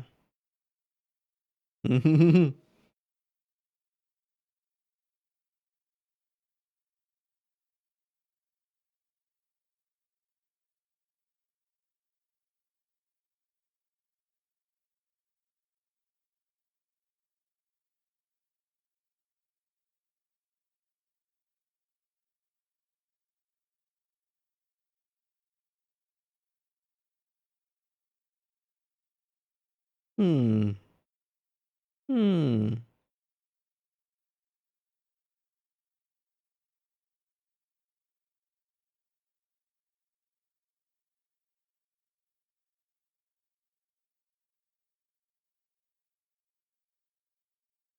Hmm.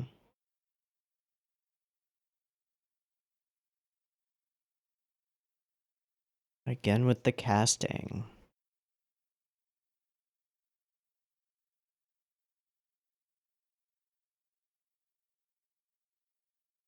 Now there's a question.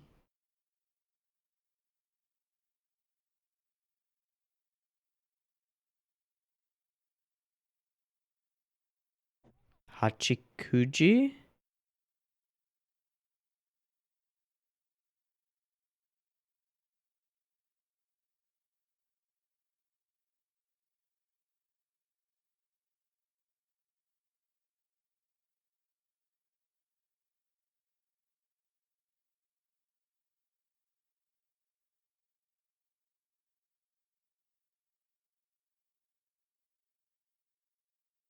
Uh-huh.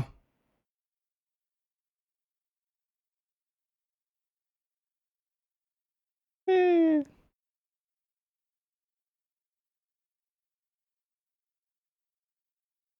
I have a feeling she's just gonna be there.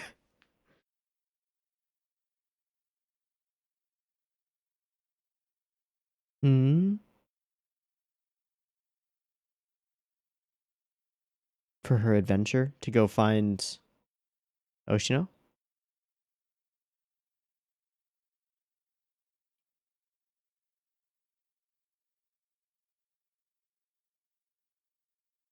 Okay, lines up.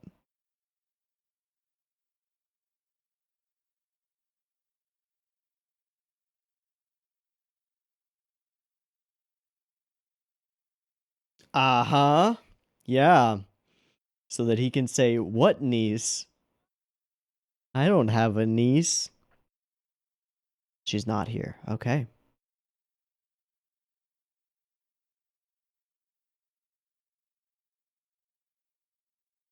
To Koyo Koyo, Yoko Yoko.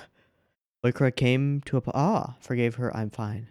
She did promise, but I have a broken finger. Uh-huh. Yeah.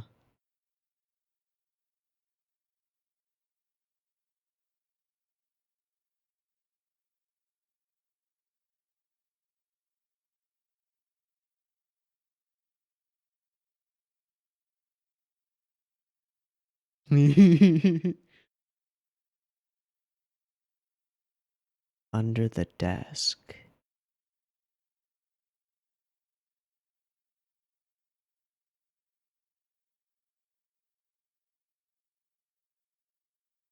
True. What's in this one? Yeah, what's in this one? Or will you choose not to open it? But you know who it's from.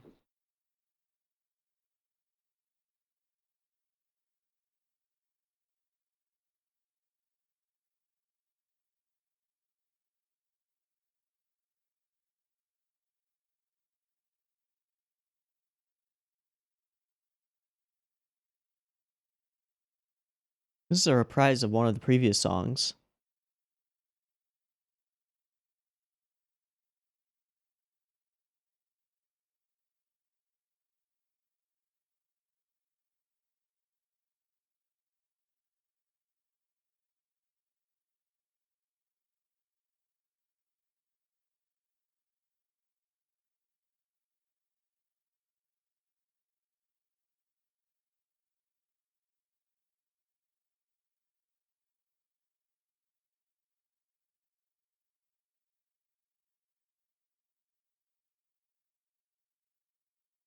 We don't get to find out, do we? Fuck you, I'm okay with that ending.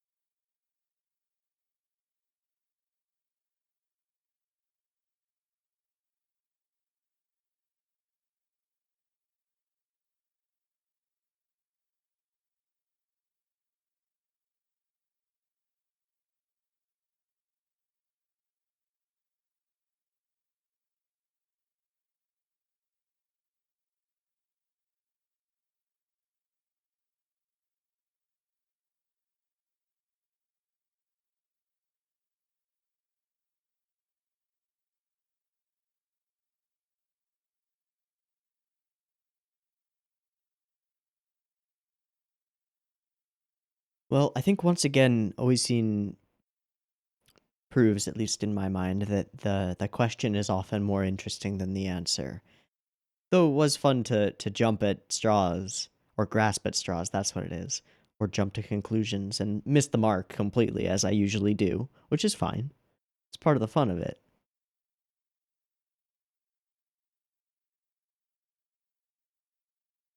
Makes me kind of want to go back to the beginning of Owari and watch up to this point again, just because there is so much thematic stuff that I thought was wrapped up in each of the arcs, but really carried over and carried through all the way through to the end of this one. And honestly, it probably carries through even further as we move along through Owari. I just don't know yet because I haven't seen it. But wow, yeah. I never even thought of considering that the like pretty much the primary theme of Owari so far of like forgetting and ignoring things from your past intentionally because they're difficult to stomach or swallow, and you don't want to think about them, um, would be the answer to not just Araragi's confusion, but the confusion of the main focus character of the entire set of arcs. Thought never crossed my mind. Feels real stupid. That's okay. I'm okay with being stupid. Because then I get to stupidly experience wonderful things. And this was a pretty wonderful arc. Fuck Oshino Ogi. Seriously, like fuck you and your bullshit. I am not okay with you as a person. That's like my biggest takeaway from this episode. The meat of the arc was really in the previous episode. There's some interesting stuff here. We have Hanakawa going off on her little journey, which I think we know later is that she is searching for Oshino specifically. And she mentions as much, but isn't quite as clear as she could have been with her motivations, I don't think. Not that she's lying or anything. Fucking Ogi just showing up after they've already left and throwing an ultimatum at them. Again, lots of big shadows from Ogi. I guess they are sitting down, so the distance makes sense. But that, how amusing that you could tempt Araragi Senpai with your udders. Don't you fuck with my Hanako. No! Meanie. Big fucking meanie head. The OP here makes a bit more sense now that we've gone through it. And, is somewhat hopeful, I think. Maybe. An unknown future just beginning. No. Fuck you, Ogi-chan. Fuck you. Mean person. And then the 10 to 1. Why does she wash it out of her hair? Is she just throwing water on her head to shock her brain into thinking? Or is there something significant to it? To revealing the hidden truth, or to washing away the darkness? I don't know. I just don't know. You reach this conclusion first. This whole sequence of hinto is pretty wonderful. Pretty great. Oh, there were some cards, the only ones that I really missed. Recently, the cards have been up for slightly longer and have been slightly shorter. And just the style of them has been more conducive to being able to read it. But at about the end of the 5-minute mark, so like before 6, we get a couple of cards. Will you choose Hanakawa Senpai's best? And then, yeah, these are the only ones that are so fast with the flashes. Hanakawa may be forced to admit defeat by Ogi. Is that what that was? Yep. I don't want Hanakawa to admit defeat. And then is there one more? No. Stop Araragi-kun with the flash to black. Oh, so great. Even if you lie for my sake, yeah. Then we get our countdown, and then we get... She disappeared because of whatever happened there. No. And so that was kind of my thought too, because of the creepy scene where she's like, I pray that I never wished my mother is gone, as she's chopping stuff. But no, it's kind of more horrifying than that, and less. It's not Okura herself killing her mother, it's that her mother just wasted away. And she refused to believe it, refused to realize it. And it wasn't that her mother became a hikikomori, it was that she became a skeleton, a corpse. I mean, there are some logistical issues here. Even in a crowded home, you find a human corpse, that's gonna raise some eyebrows. But, fine, okay. Let me scroll through those hints. Hinto, hinto, hinto. And then as it becomes more and more clear, it just accelerates into the point where it destroys. He just can't, just doesn't want to hear it anymore.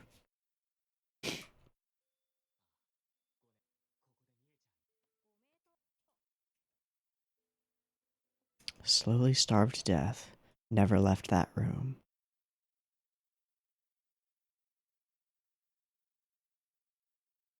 The only kindness that he can give her is the truth. And that's all she needed.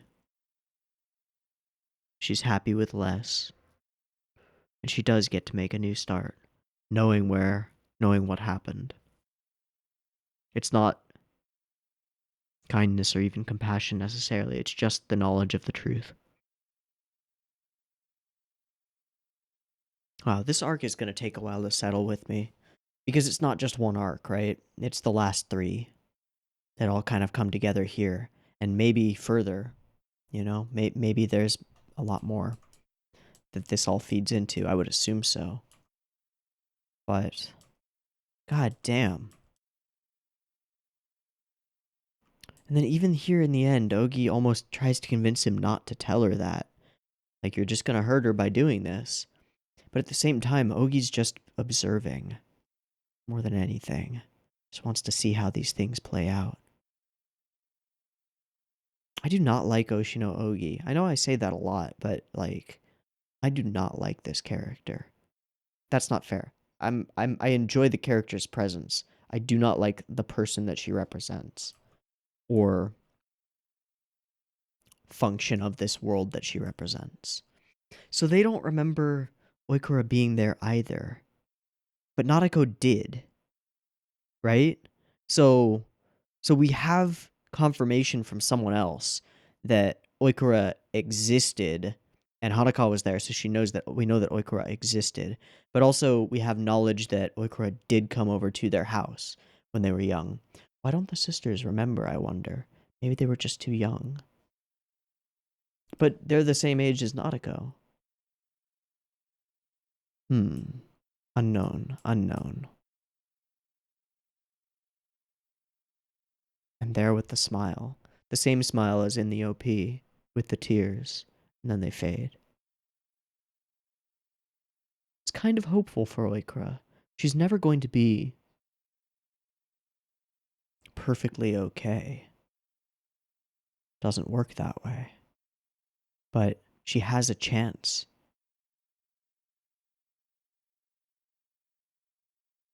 And a way to get away from the reminders. I like her.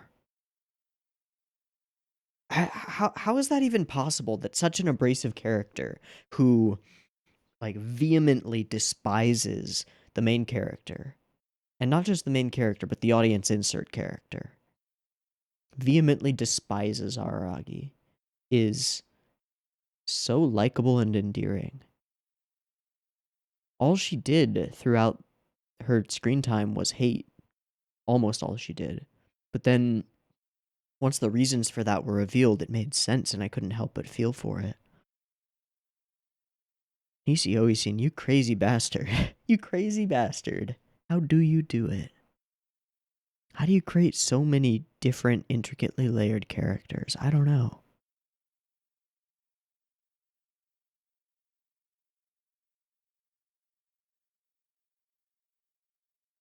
If she's anything, she's different from any character I've ever seen. That's true.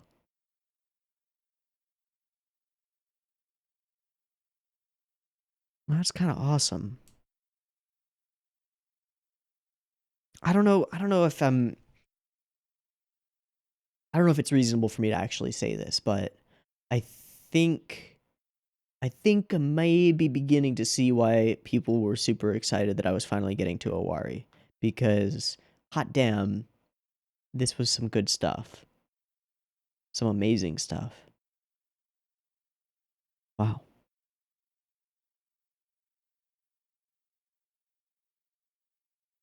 Wow. Okay, I think I'm running out of steam. So let's call this a wrap.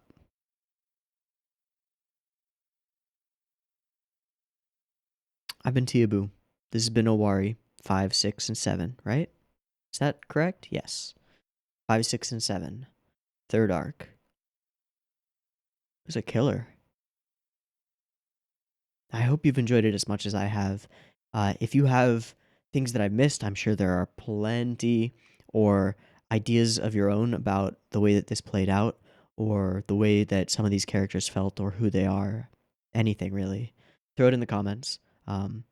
If it's interesting, maybe it'll show up in a Comet Spotlight next week as we dive into the next arc, which I assume is probably 2 or 3 episodes. We will find out. But yeah, throw your comments down below. I will read them.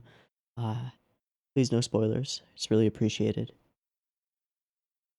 But this has been a solid 3 episodes of really hardcore Monogatari. Some good stuff here. So thanks for coming along. And I hope to see you next week in the next one. Peace.